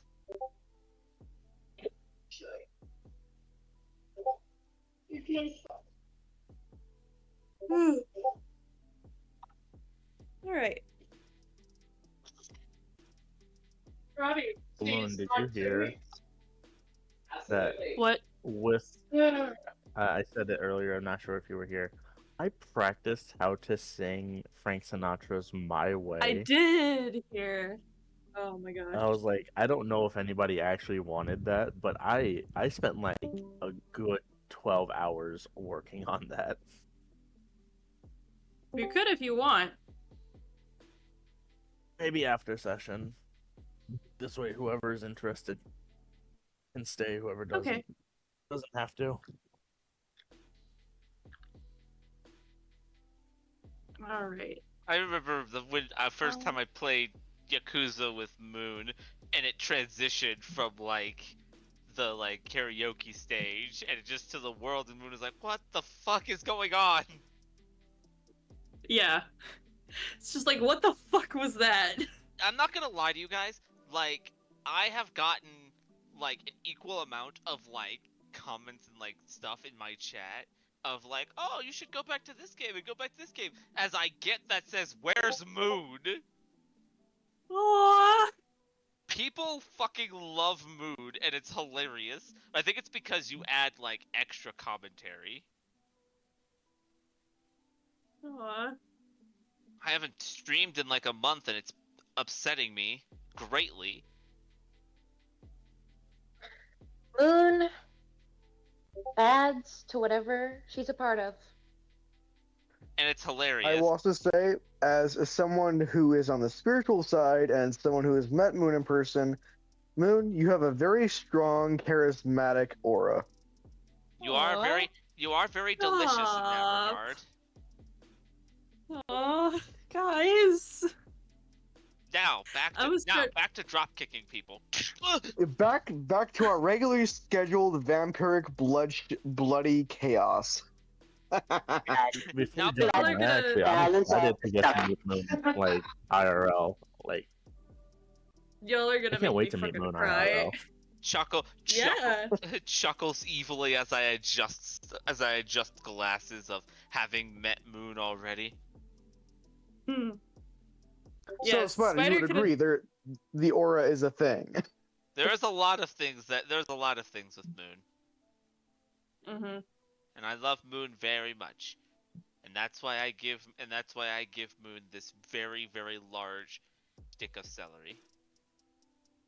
Yay! I Also, love celery. I am a rabbit. I love celery. also Moon of like I think Moon enjoyed my company and liked me for a long time, and then I cooked Moon a steak, and I think that's when Moon officially fell in love with me. I was in love with you before that, but that is one of the things that reaffirmed that love.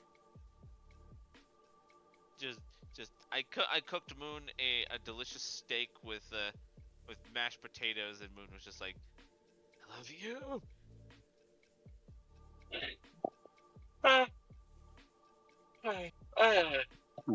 I think Moon's just alright.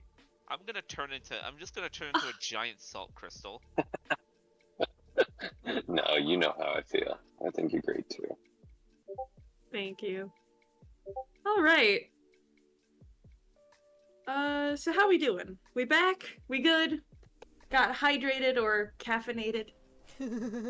Yes. Or if you're drinking caffeinated water, hydrated. That is true. Anyone who saw those stupid ass TikTok shits and they're like, "Oh my god, you can add hydrogen to your water," I was like, oh. It's already hydrogen! That's what H2O is. That's the H. It's got hydrogen in it. Hydrogen is hydrogen! Me personally, I like to rapidly detach the hydrogen and the oxygen from each other through like rapid heat, and then like toss it into a parking lot.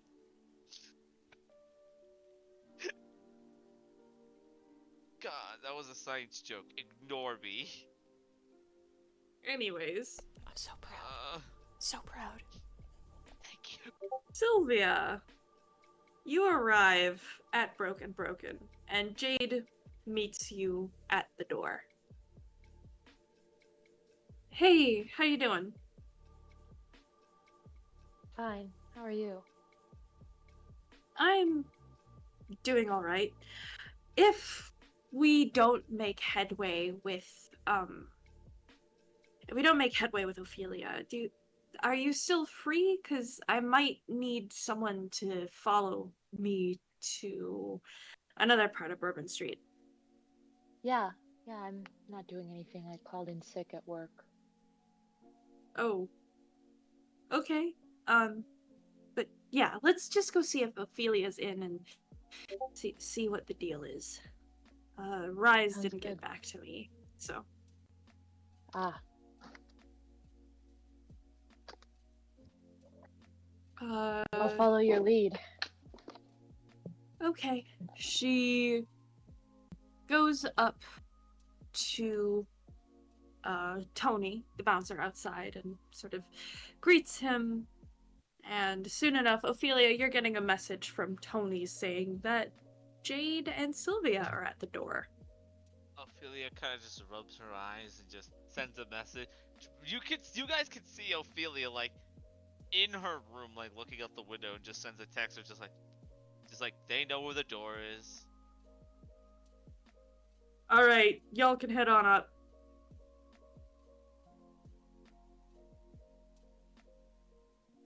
Thank you.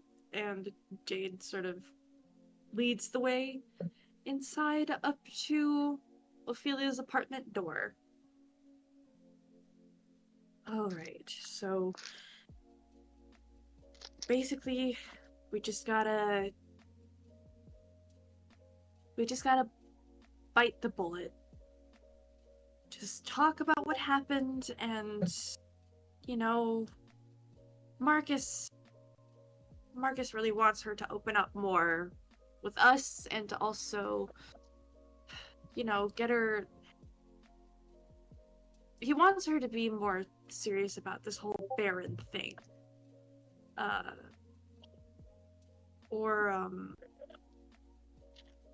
Well, Butch wants her to be more active, and Marcus says that we should just.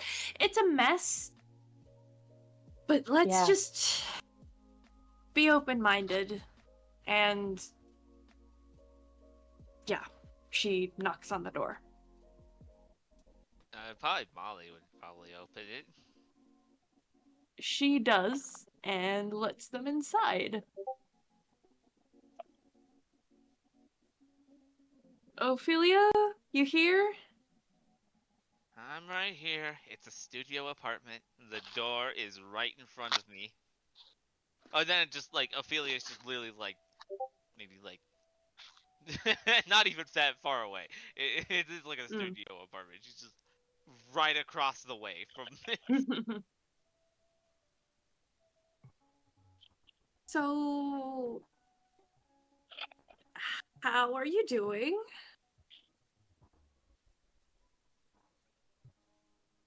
Perhaps you should just ask the questions that you really want to ask instead of trying to float around the awkwardness of the situation.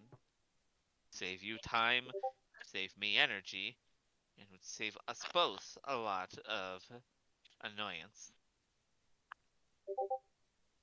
I wanted to make sure you were okay, first and foremost. I'm alive, But aren't I? are you thriving? How I haven't been thriving for a long time.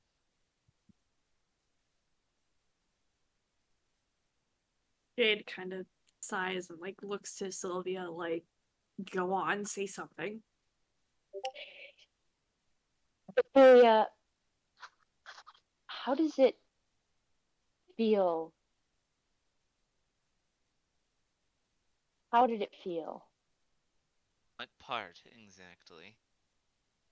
when you entered that frenzy, that bloodbath?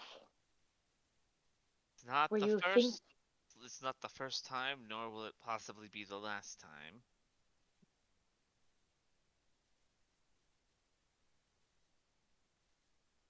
how do you feel about it now? If anything, and there like her ashtray is just full of like cigarette butts as she lights another one. Currently, at the moment, I'd like to know what you all feel.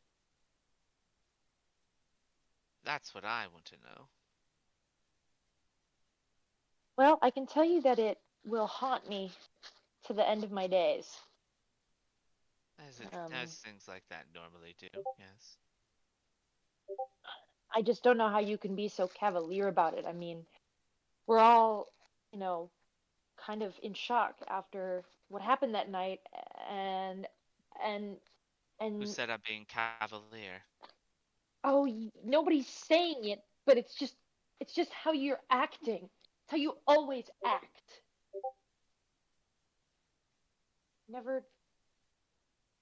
It's like your honesty. It's so disarming, but we don't actually know if you have any real feelings or if you're just compartmentalizing everything. It's a little bit of both. See, you're trying to get me to calm down right now by answering me in this calm and measured way while I'm going crazy inside. I can't think about anything else. Then talk about it. It'll get it out. And then you can speak more calmly and ask the questions that you want to ask rather than the ones that you feel like you need to know.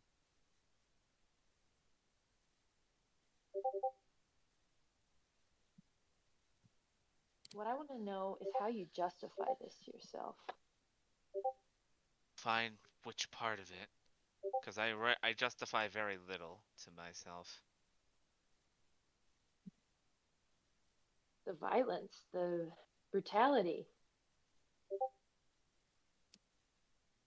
Unfortunately, that in of itself is a whole story. And if I were going to tell that story, everyone else deserves to be there to hear it as well. Because they all experienced it, they all deserve that answer. So, if everyone else ends up here, then I will give them that answer. That's all I can tell you for now. And just to be fair to everyone else, so I don't have to repeat myself. So be it. Oh, wait. I wasn't expecting you to drop it. I was just simply saying that's all you would have to do is wait. Jade, Sylvia, any other questions? I know there are a Are lot. you okay? Like, we know that this has affected Pers- all of us, but personally, I what would like to about hear you? your personally, I would like to hear what your definition of okay means first. I know, based on my definition of okay, that I'm okay. But based on your definition, that might be very different. You know, I'm starting to kind of feel Sylvia's frustration here. We're trying to reach out and you're pushing us away. And if you do that to friends, you'll eventually lose them.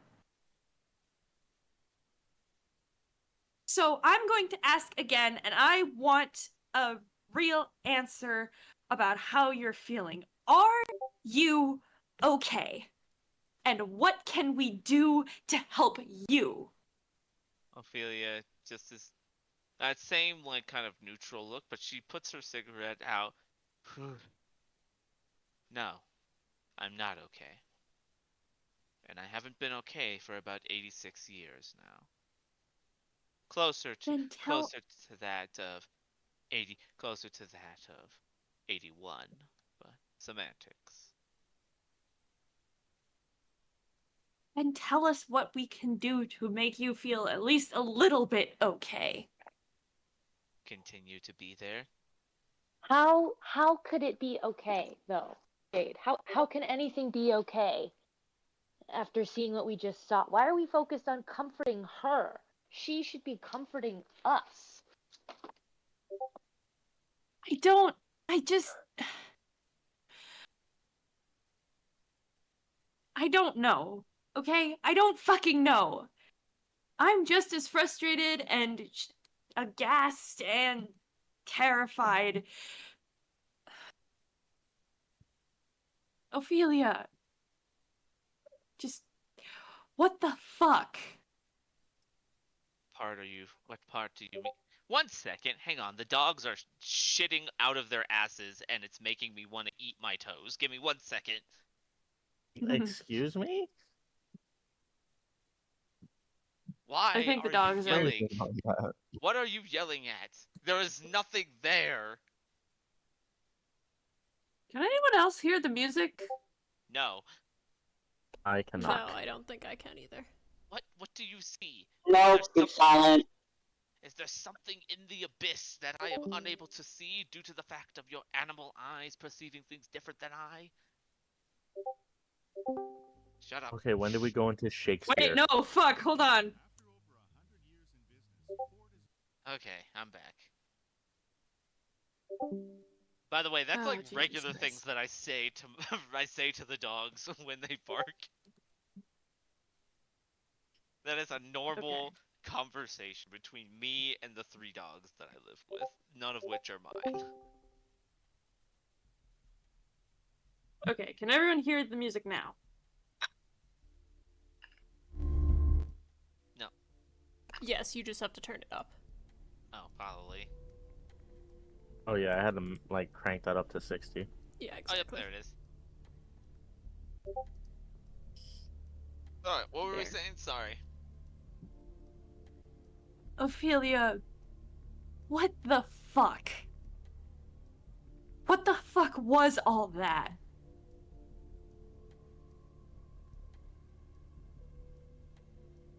And she's gonna go to like her bed, and she's gonna pull out what's like looks like a fairly large briefcase, put it on like the bed facing her. She puts in like a combo, pops it open, and then just kind of turns it towards them and pushes it towards them. Inside is a suit, a gold-plated 1911, a bronze bull mask, and a journal.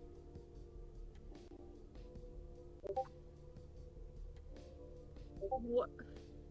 Enough being cryptic. Just explain. Not being cryptic. She like gestures to it. The journal will better understand, will better tell you everything you want to know than I could. Please. No.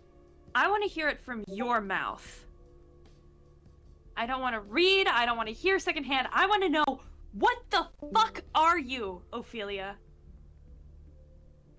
Very well then. I guess the best way to describe it is the best, since you both are relatively new to this place. It'll take a bit of vocab if you're willing to listen. And she goes over to like the table and like gets like and she goes to the like one of the cabinets and gets like a bottle and 3 glasses. And she sets it over at the table and gestures everyone to sit down. You're gonna want to sit for this.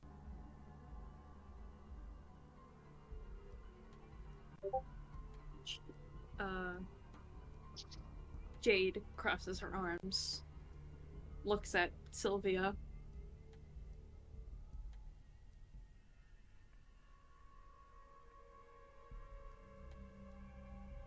Sis, you still there? Yeah, I'm here. How you feeling? I feel great. I'm running out of steam though. This will be the last scene Sylvia's in. Okie dokie. Oh man, that means it's probably the last scene that I'm in. Unless you want to join the boys. Maybe. The We'll see. boys are back in town. Sorry. The squad! What? Me and the boys at 3 Alright. a.m. looking for beans. Beans! What? Sorry, we got distracted from No, this yeah, but she, Okay. solemn she moment. Sets, yep, she sets the table for the 3 of them. She kind of looks to Molly and like just like breathes, because Molly knows this, but she's like, this is the first time she's told anyone else. Molly kind of comes over and just rests a hand on Ophelia's shoulder in reassurance. Thank you, Molly. Please sit. That's all I ask. Then I will give you the answers that you seek. But be warned. Everything that I will tell you now is the truth, but this truth will be harsher than any fiction that I could tell you. Fine. As they sit, Ophelia pours them each a glass, corks the bottle, and takes a sip.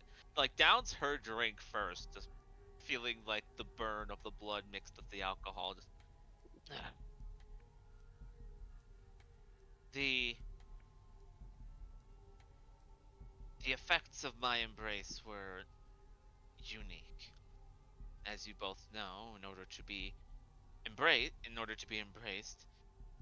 the blood must be replaced with vitae by your sire. Correct? Yeah. If you do not know the underlying parts of it, every time we consume blood, that blood becomes a part of our system, becomes a part of our vitae. This can occasionally have some mild effect. My sire, Marco de la Rosa, when he was visiting Boston in 1943,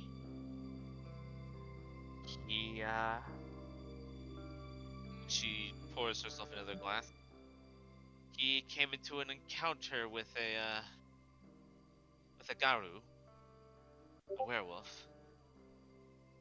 Marco dispatched it, drank its vitae, drank its blood, became high up at the feeling of it, and then, shortly after, found me, lying dying in an alleyway after an ambush. The men around me didn't fare as well either, but unfortunately I lived longer so I could feel the pain. Upon his embrace of me, the blood of the werewolf also imbued itself into me. And she shows off her teeth, which led to this and various other things. Over time and through training, I learned to harness that anger. But one night, that anger came to a head. I was tasked by the Italian Camarilla to dispatch an elder werewolf on their territory. It had killed the former sheriff, several hounds before then. I wasn't expected to survive, but Marco was insistent on me, and she said in dozen quotes, proving myself to the Camarilla. That night, something inside awakened, a beast I can't even describe. Not kindred, not werewolf, not even human. I do not know what to describe it. This beast would later be known by many in Europe as the Bronze Bull. I have managed to learn to keep it down, to control it, but there are times when I let my rage take over me. That night, that slimy shit threatened to harm the one person who is keeping me here. As she gently puts her hand on Molly's hand on her shoulder, and I lost control.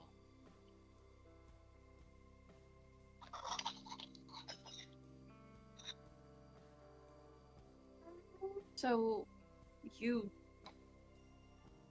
used your frenzy on people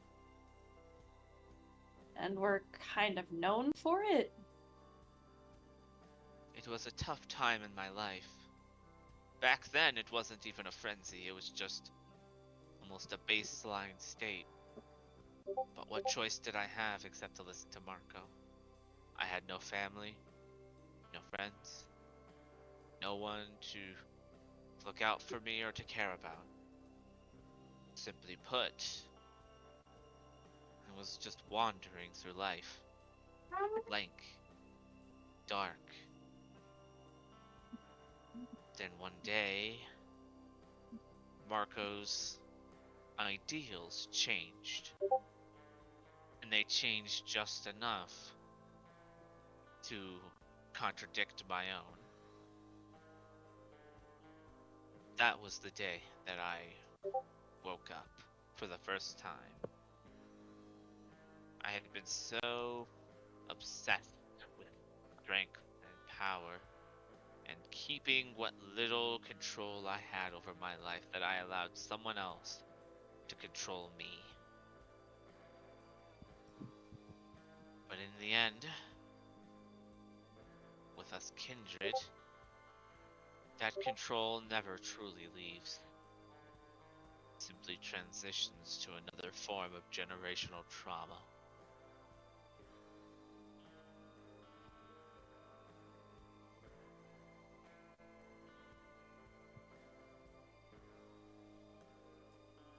So, the reason you've been avoiding us,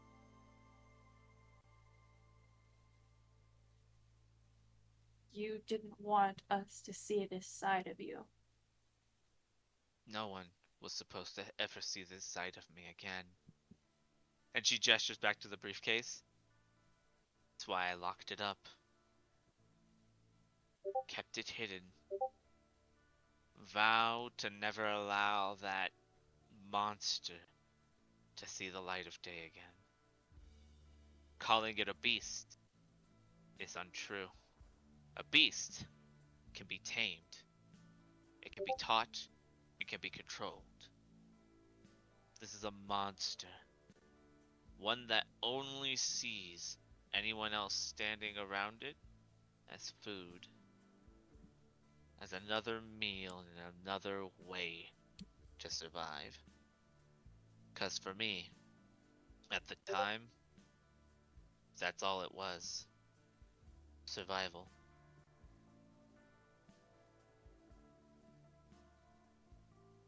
And now, here I am.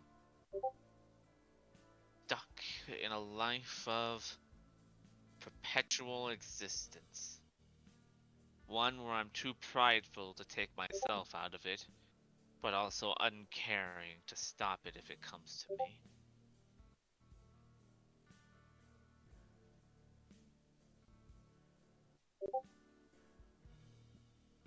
Any other questions? She takes a sip of her second drink.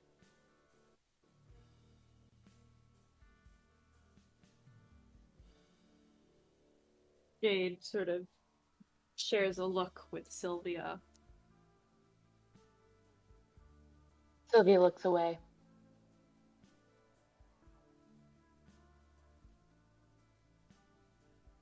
What does this mean going forward? What changes? What doesn't? What do you want us to do with this information? That's the part I'm not sure about. This part, like I said, this part of me was never to be revealed. You all were never to know about it. And as I can see it in your eyes already, your opinion of me has shifted permanently. It'll never be the same as it once was, and there's nothing I could do about that, and I'm not going to try. Opinions should be formed on their own without pressure from an outside source. I will continue to be there for all of you, whether if you need my help, but I am not sure.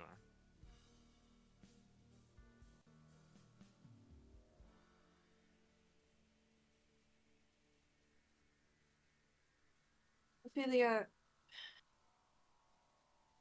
I'm not gonna lie and say that I'm not scared of you. I am. I'm terrified, frankly. Even the first night that we met, I was terrified. Being involved in all of this now, and being, well, a kindred, I'm kind of afraid for my future.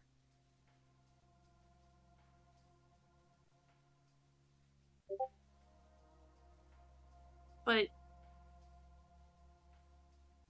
you're still a friend. And if we're gonna take down even bigger assholes and monsters in the future, I'd rather have you on my side than against me. Believe me, you couldn't take me off of your side if you wanted to. It would take a lot. You would have to do something truly heinous for that to happen.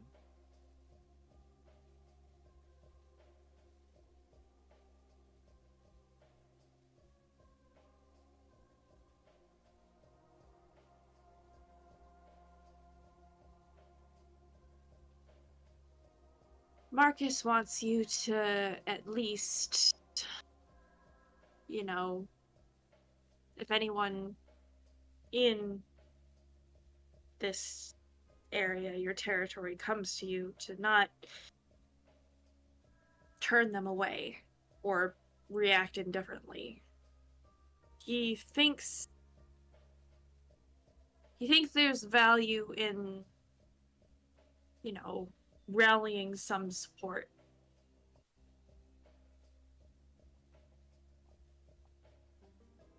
That is correct. I'm just not one much for the rallying.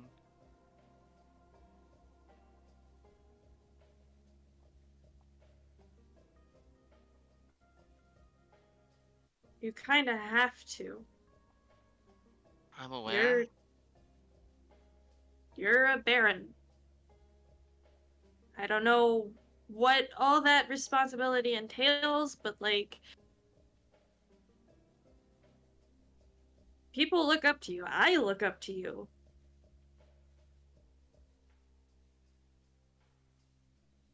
And we should get as many people on our side as possible. Ah, that is true. The true question is I'm not sure if other people, I'm not sure how people will listen to me. You're the baron, they have to listen.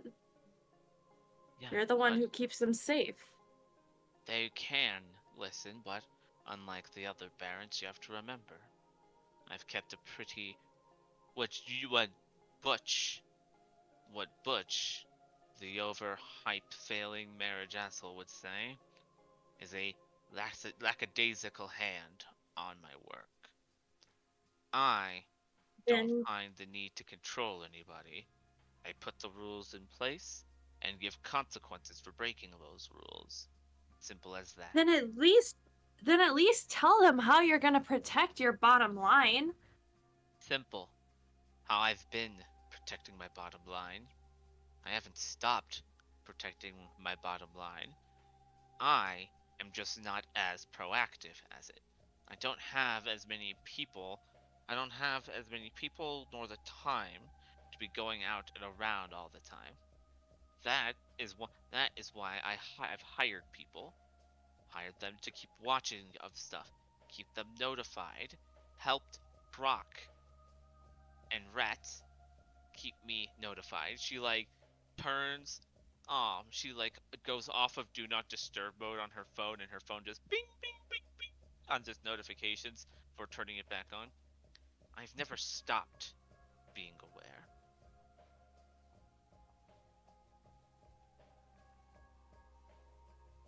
Just give it some thought, okay? Have given it some thought. And I have done what I am capable of doing at the moment. There is only one me, and while I can fight many kindred, I can't fight all of them, unfortunately. I'm not as strong as I once was.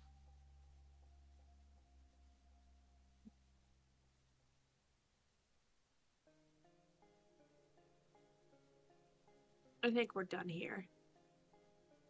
Jade stands up and starts walking towards the door. Before you go,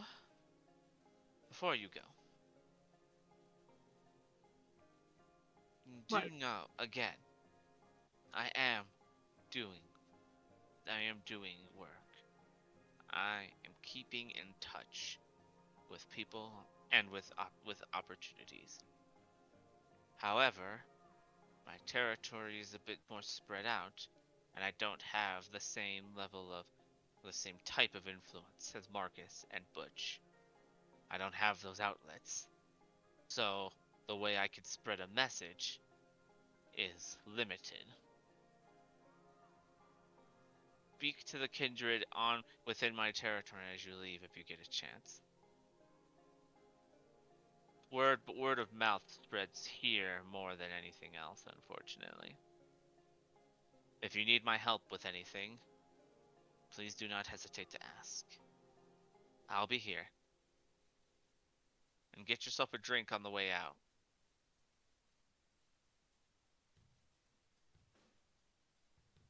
Come on, Sylvia. Sylvia turns without saying anything and follows. Ophelia just sighs and looks to Molly.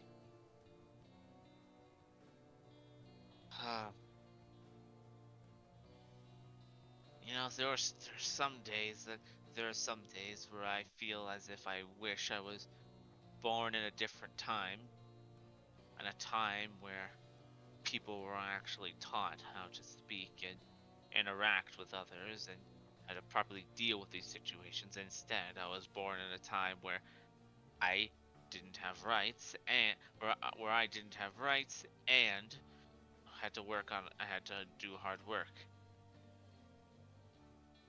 She pinches her eyebrows. You do have a point, babe. I know. Like, I can help. I'll talk to the girls and other clients, but maybe it is time to use words instead of fists. She goes over to the briefcase and closes it. Click, click, click. Slides it back under and just. Yes, but the problem isn't getting the fists. It's getting the words out. As I said, I lack those channels. Then let me be your mouthpiece. Dear, you already are a very decent mouthpiece, and be perfectly honest, I don't want that tongue to get injured. It's got far too much use between my legs. Okay. I wish I had a record scratch button. It's like the Game Grumps wouldn't have been bad if I was sleeping with you. Jesus. I had to mute myself because I just burst out laughing. Yeah. Okay. Ophelia's honest. Brutally honest, holy shit. We could loop Leon in on it too. I'm gonna He get going, knows y'all. all of the. Okay, Good love night. you. Good night. Love you. I had so much fun tonight. Good job Rest- riffing with me, everybody. Yay. Have Well, fun. it was a pleasure. Thank you, Ophelia. Good Love night. you, sis. Peace out, everybody. Love Bye. you. Good night. Night. Yeah. All right. You just Bye. We could loop Leon in on this, because he knows all of the bureaucratic shit. And she's like, one moment. She dials up Leon. Hello.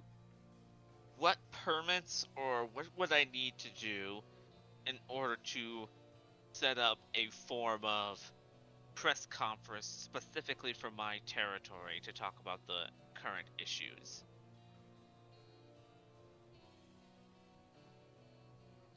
Pick a location. I'll do the rest.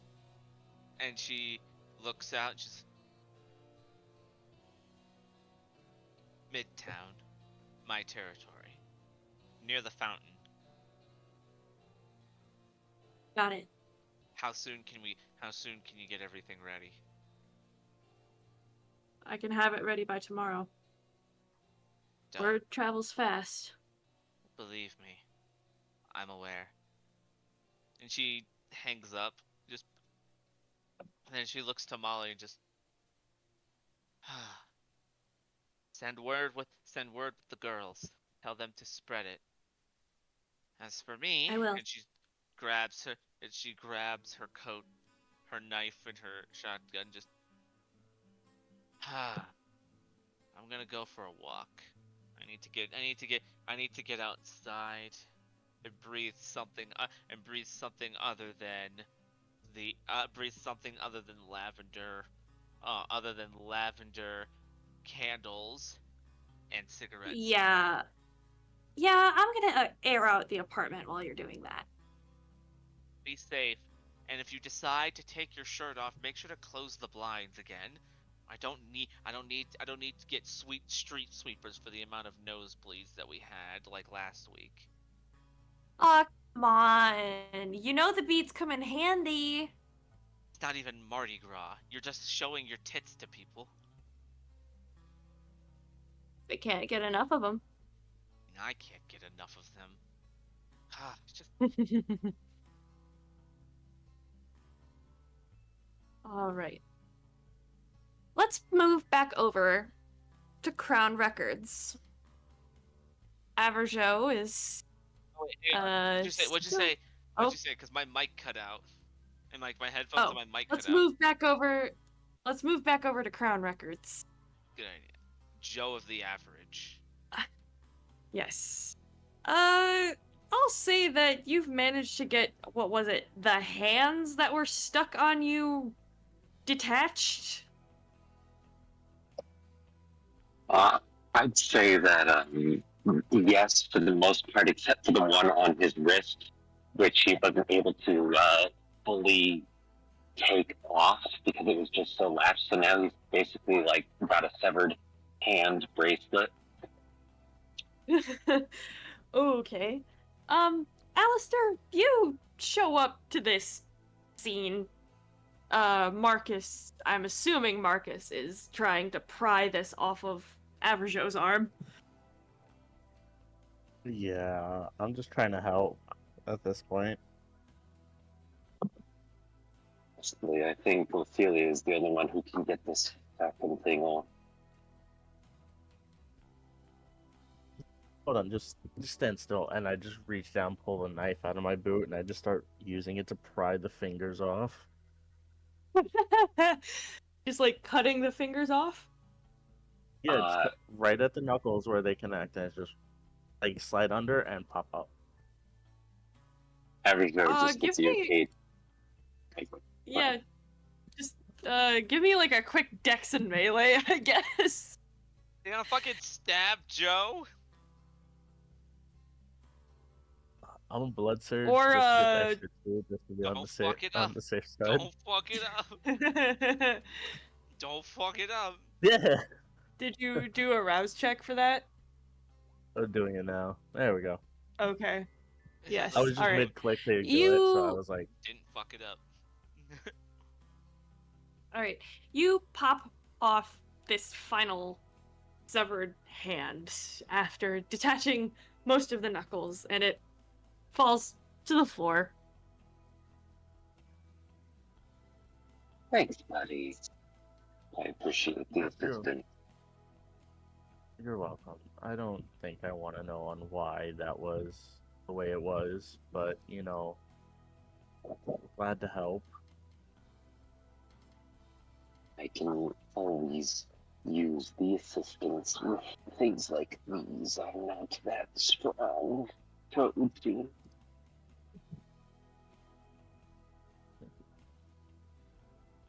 Alistair, what are your thoughts as you walk onto this scene? Just a pile of hands and arms on the floor. Thought we were going to him. Alistair is quite indifferent to the situation. I thought Alistair was meeting up with Averjo and Marcus. It's logistics. Yeah, I thought. I thought. Above board. Yeah, I thought I was still at the lounge and you guys were coming to me. Oh. Well, okay. Let's okay, that's taken care of. You all head to the lounge. Retcon, now you're at the lounge. Yeah. Sounds good.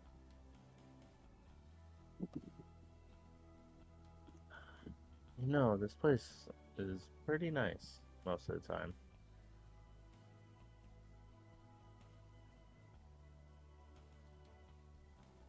Alistair spies Marcus and Avajar. To him, Marcus looks like he fits into the place. Avajar Hey, guys. looks very out of character. Okay. You okay? Yeah, I'm okay, guys. I'll be right back. Just give me a sec. Okay. No worries. Egg Yeah. sauce. Alright. Wait for Avajo to get back or continue with scene? We'll continue with the scene. You guys can chit chat. Okay.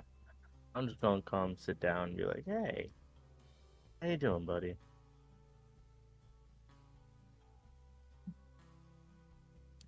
I would say I'm surprised to see you in a place like this, but you actually look like you fit in quite well. Honestly, a suit and tie will get you into most places at any given time of the day.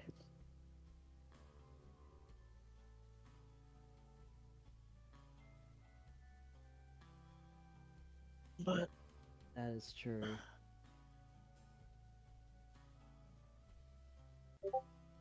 But in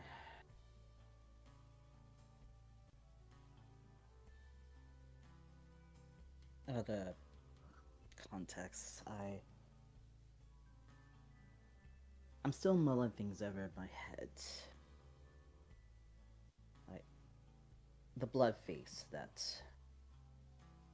occurred, and now the Sabbat's just pretty much blowing the horn, letting everyone know that they exist.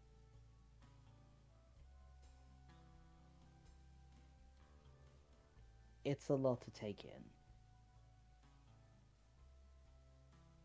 understandably, your whole world kind of got shaken up, for lack of a better term. My world has been shaken up constantly ever since I became a Tremere. But being in the midst of such a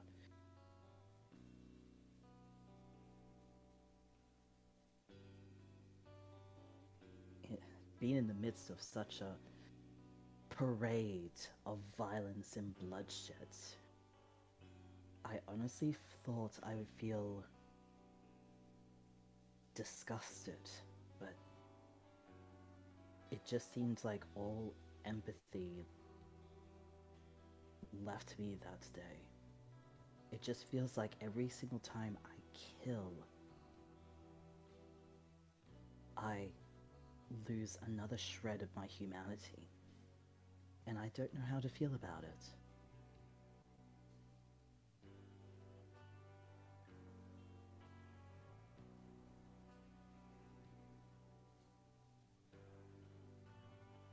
You know, that's understandable. It's not easy to have something along those lines happen. I can't imagine being in your shoes right now. Honestly, neither can I. I mean, my sire and I have made amends somewhat, but I still can't help but feel betrayed. Something so important to the very fabric of our clan's existence was kept from me, and something that was so vitally integral to me adjusting to this life as a kindred. It's like our whole clan was built on murder and bloodshed. I don't understand how I let that slide.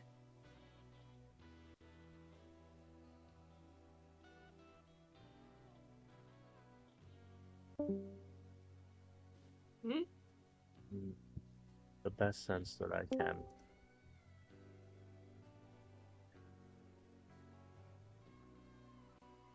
Letting things slide, air quotes, is never really situation. You were told what happened by someone else. Someone should have told you things a lot sooner. But in that situation, you can't really control that.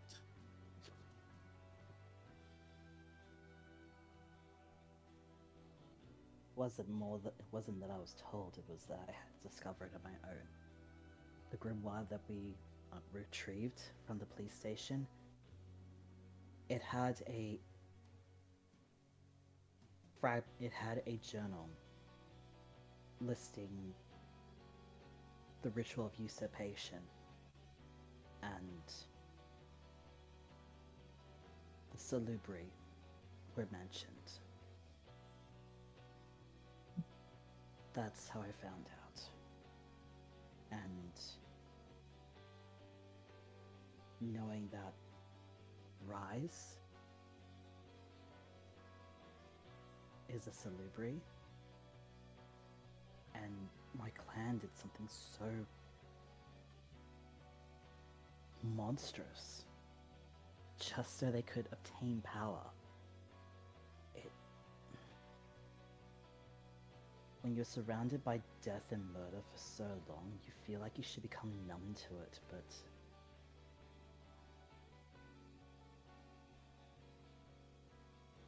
it just feels like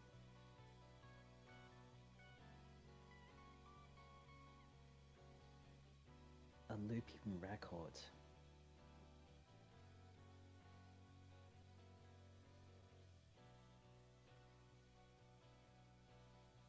It's the only way I can really explain it.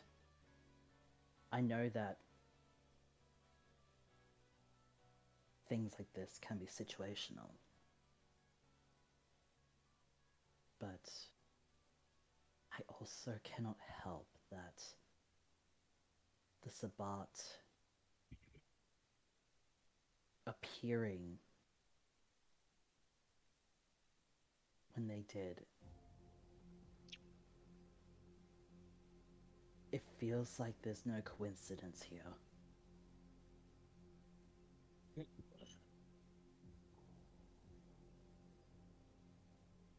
I don't know, my mind is a mess right now. That's why I tend to come to this place. It helps me keep grounded in the reality of the life that I chose. Did you choose it? Or was it chosen for you?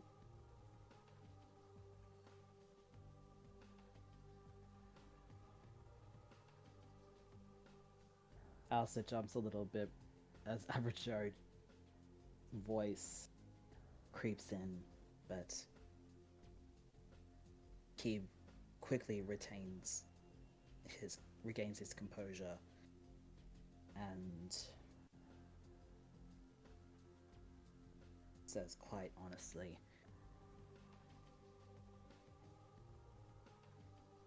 I feel like it's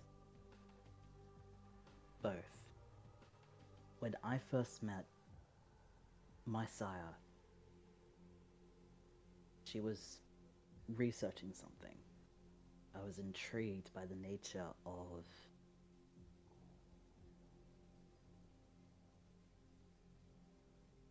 the nature of her research, and I got involved in her studies when she took me in as a student. I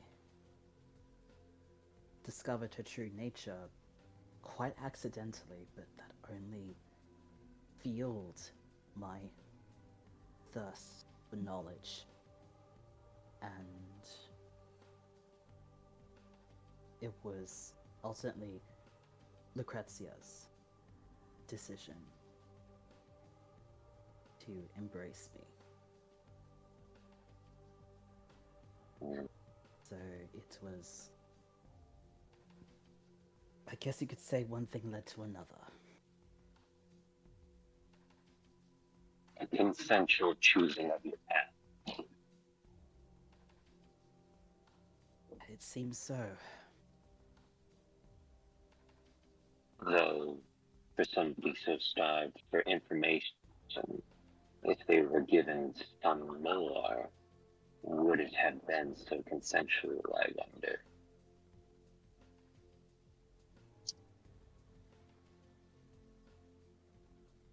I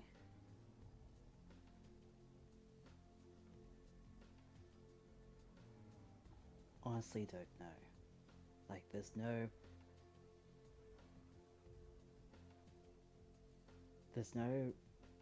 romantic inclinations between either of us.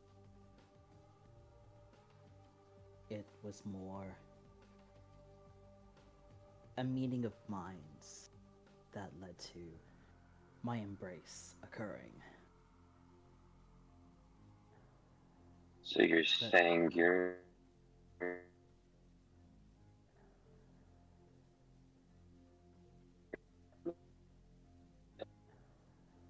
Sorry, what was that?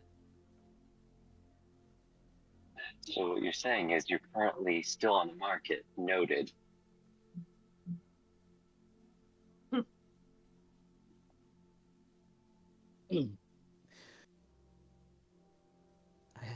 I have no inclinations at the time, but it's just more. I wanted to know about vampires. I wanted to know about Kindred. I wanted to know about the clan that Lucrezia was involved in. My hunger for knowledge was so great that I didn't even think that being involved in such a life could lead me down this path. And it is also conflicting because I swore not to get involved in murder and violence. But now here I am in the thick of it, killing because I have no choice but to, and yet at the same time, losing what empathy I have for the victims that are involved. It just makes me wonder if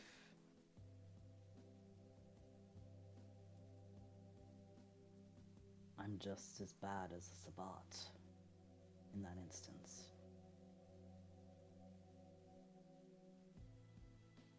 Gray area, to be honest.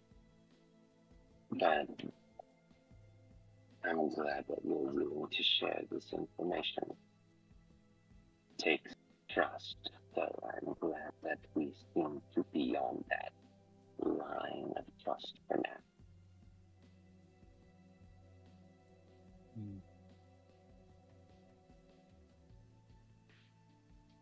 Let me ask you something.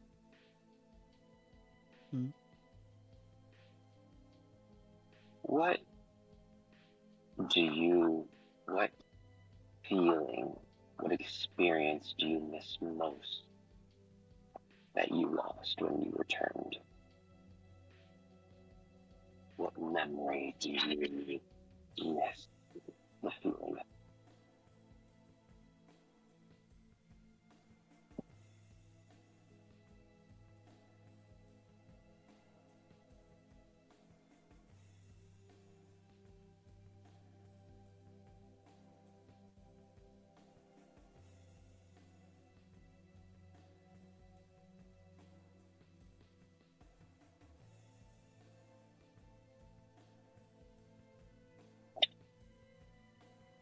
Is my audio out?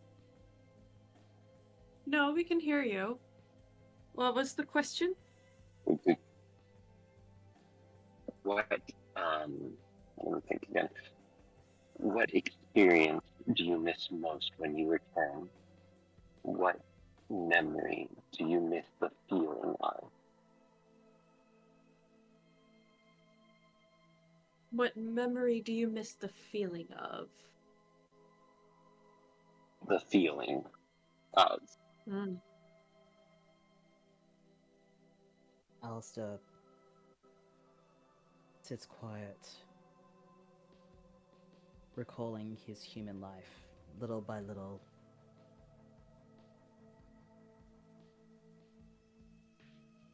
Trying to pick a memory that was not overshadowed by bloodshed or murder or violence.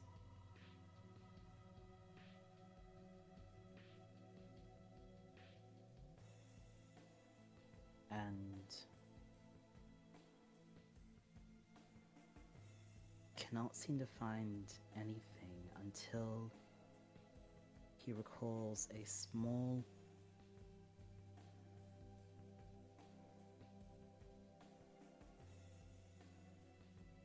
fragment from his time in France. And unbidden, a smile starts curving his lips. Energo gives a weak smile.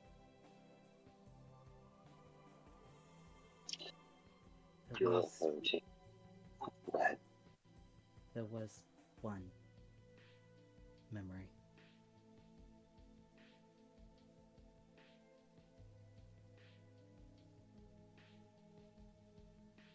Was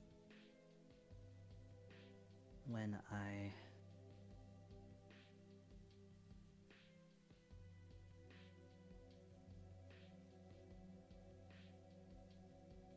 was stationed in Lyon, and I managed to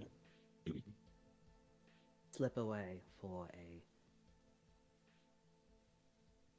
week or two because my contingent was occupied elsewhere. I snuck away to this park that was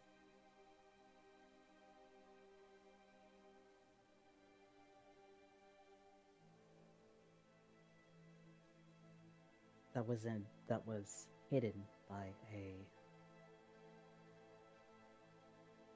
quaint little chateau nearby. And I remember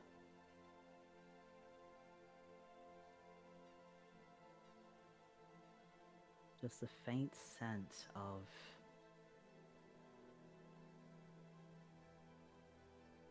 roses in the summer afternoon. It sounds so trivial, but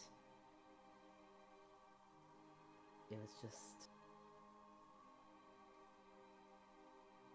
seeing that garden and smelling those flowers in the soft glow of afternoon daylight. It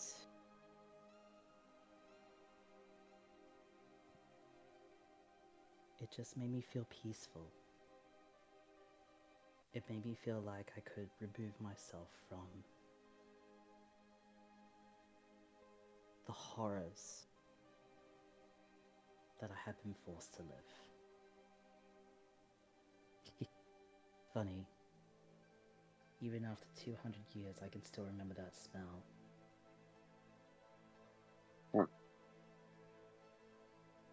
You're in pain, and that is clear, though.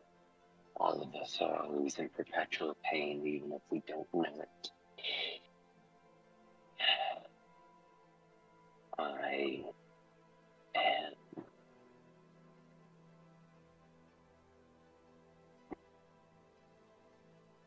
However, tonight is not the night I burdened you with truth. For your pain is upsetting to me. So I will give you a gift, and I give it freely. Out of character, I hope you guys can hear me because I'm going to go into a real quick thing, okay? Let me know if I start cutting out. Okay. You watch as Aberjo take 3 vials out from his satchel next to his belt, puts them on the table, cuts into his wrist, and lets the blood flow into each of them. There are different markings and sigils on each one, and he sets them up in a circle and then uses his finger to draw blood and a few sigils around them before finally taking one last vial out, a little bit bigger than the rest, and letting himself bleed into it. As it finishes, the blood in the sigils around glow for just a moment, and then the blood drawn on the table evaporates, as well as the 3 smaller vials, only leaving the one singular vial in front of you.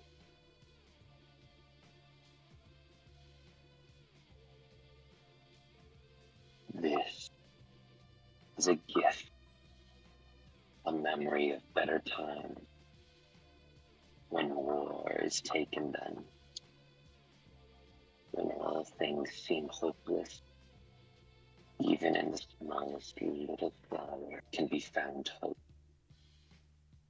It is one of my favorite little memories, and I give it to you.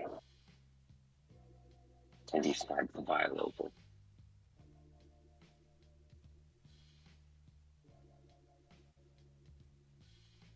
Alistair, watching the process in fascination, and then seeing Avajo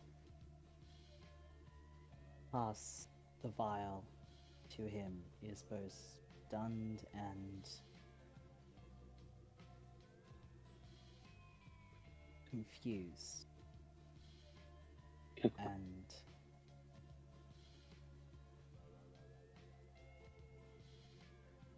looks up at Avajo. Why would you give me this? Because when I asked you what your best memory was, you couldn't tell me. And for somebody who has lived as long as you, it brings me dread to know that you don't have the gift of humanity and love to carry you for the rest of your own life, as well as you have already pledged your services to me, so I will compensate you.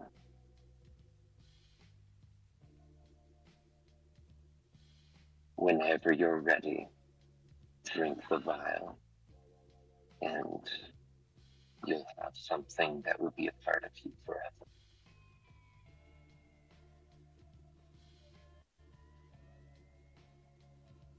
Alistair, still quite shocked, gently takes the vial and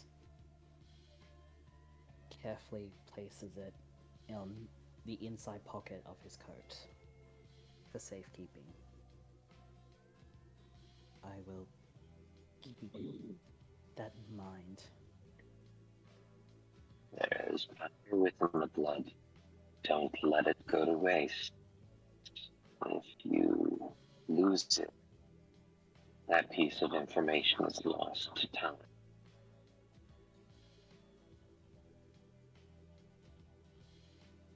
I'm a keeper of history, so you will be rest assured that this will not be lost. I know you're a keeper of time and history. That's why I've chosen you.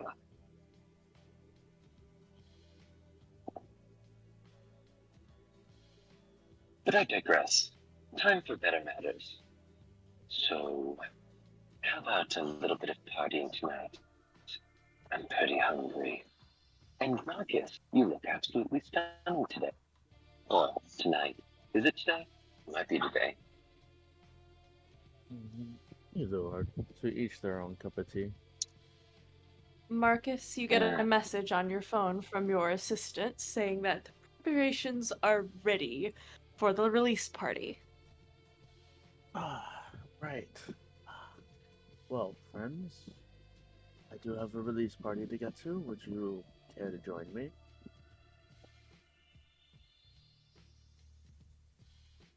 The party sounds delightful. I would be inclined if you're willing to have an extra guest. Of course, you're a part of my group. I always count you in. Marcus gives like a sly smile after that. Let's get going. Are you all heading back to Crown Records? Yes. Yes. Lovely. You head back to Crown Records. It's a fairly calmer affair, set up in one of the large ballrooms.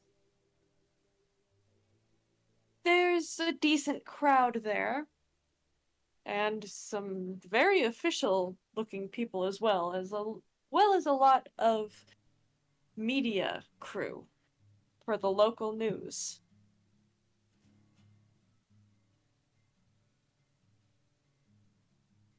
Marcus, you have the Perfect. floor.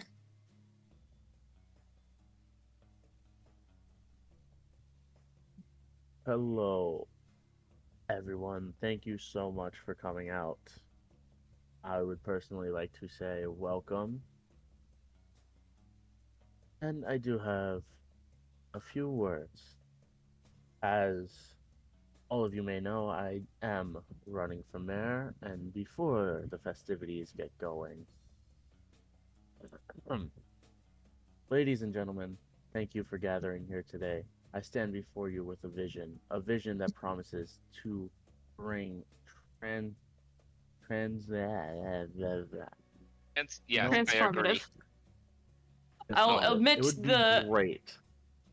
It would be great if my verbal You can and speak. regular dyslexia would allow me to speak.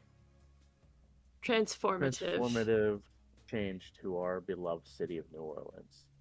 Together, we can create a future where peace, prosperity, and opportunity are within reach for each and every resident. Today, I want to outline a comprehensive plan that addresses 5 critical areas, bringing peace to our streets, increasing pay wages, rebuilding our historical buildings, enhancing our schools and after-school programs, and ensuring food security for all. First and foremost, we must bring peace to all of New Orleans. Our city is rich in culture and history, and has also seen its share of challenges, violence and crime. We've plunged our communities for we've Violence and crime violence have and plagued our crime have plagued our communities. communities for far too long. To tackle this, we will strengthen our law enforcement alliance. Agencies. Thank you, Moon. Would you like me to read the- it? Please, Or would you? please, because I'm gonna keep Okay. stumbling through. Alright. To tackle this, I we will can write. strengthen our law enforcement agencies with the resources and training they need while fostering a community policing model. community policing model. This model will bridge the gap between the police and the communities they serve, creating an environment of trust and cooperation. Additionally, we will invest in mental health services and conflict resolution programs, addressing the root causes of violence and ensuring a safer city for all. Next, we need to address the issue of pay wages. It is unacceptable that so many hardworking New Orleanians struggle to make ends meet. By advocating for a higher minimum wage, we can ensure that everyone who works full-time can live with dignity and security. We will also support local businesses through tax incentives and grants, enabling them to thrive and provide better-paying jobs. When our citizens earn fair wages, they reinvest in our local economy, sparking a cycle of growth and prosperity. Our city's architectural heritage is one of our greatest assets, but with so many of our historic buildings fallen into disrepair. Many of our historic buildings have fallen into disrepair. Rebuilding older buildings not only preserves our cultural legacy, but also stimulates economic development. We will launch a comprehensive restoration initiative, partnering with private investors, historical societies, and government agencies. This effort will create jobs, attract tourism, and breathe new life into our neighborhoods, making New Orleans a more vibrant and attractive place to live and visit. And education is the cornerstone of a thriving community. Our schools need more support to provide the quality education our children deserve. We will increase funding for public schools, ensuring that they have the resources to hire and retain exceptional teachers, upgrade facilities, and offer comprehensive curriculums. Furthermore, we will expand after-school programs, providing our youth with safe, productive environments to learn and grow. These programs will offer tutoring, arts, sports, and mentorship opportunities, helping to shape the leaders of tomorrow. Lastly, no one in our city should go to bed hungry. Food security is a fundamental human right, and we will work tirelessly to ensure every household has access to nutritious food. We will support local food banks, establish community gardens, and implement school meal programs to provide healthy meals for children. By fostering partnerships with local farmers and businesses, we can create a sustainable food network that benefits everyone. In conclusion, the path to a better New Orleans requires bold action and collective effort. By bringing peace to our streets, increasing wages, rebuilding our heritage, enhancing education, and ensuring food security, we can build a city where everyone has the opportunity to thrive. Together, we will create a New Orleans that is safer, fairer, and more prosperous for all. Let us embark on this journey with hope and determination, knowing that our best days are ahead of us. Thank you. Thank you. And may God bless New Orleans. Can I vote Sorry for if you him? want to do that. If you No, want you're to do good. that last line. I was saying thank you to you, Moon. Thank you, because I would have Yeah. stumbled through that. Do you for want 20 to- minutes. Yeah. Can I vote for Marcus? Is that allowed? Is above board voting allowed? I will make a note. Like I will falsify ballots. I mean, you can ask Moon. Moon has the document I put all this in. I put work into this. I don't care. Yes, I it is don't care. fantastic. I vote for you. You have my vote. Shut up and take my votes. Thank you. I'm gonna put that in my pocket. All right. Now, As let the festivities begin. cheers go up, champagne is toasted, and the launch party gets underway. We return to the streets of New Orleans. Ophelia, as you're walking, give me a wits and awareness roll. I'll give you a 1 dice advantage. Or 2, I'm feeling generous. Oh, thank you. What difficulty? 3.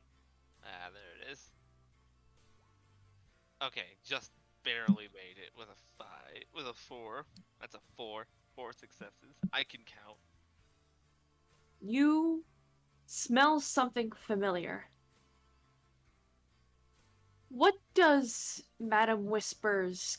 What predominantly do Madam Whispers girls smell like to you? Probably honey lemon. You catch a whiff of that honey and lemon and lots of blood. She just and walks over to where she smells it. She already has an idea of what she's going to find, but she's like, might as well check to see. You find your worst hope. It's one of Madam Whisper's girls. Drained, with the 4 bite marks in her neck. Her stomach ripped open, and a note pinned to her shirt. Ophelia is going to kneel down and pick up the note. This pretty one was too ripe to pass up. Right delicious she was. I took out her kidney and sent it to a fellow glutton. Hope she tasted as good for you as she did for me. Ophelia just... And that's where we'll end tonight's session. Oh, so that's where that kidney came from. Dang.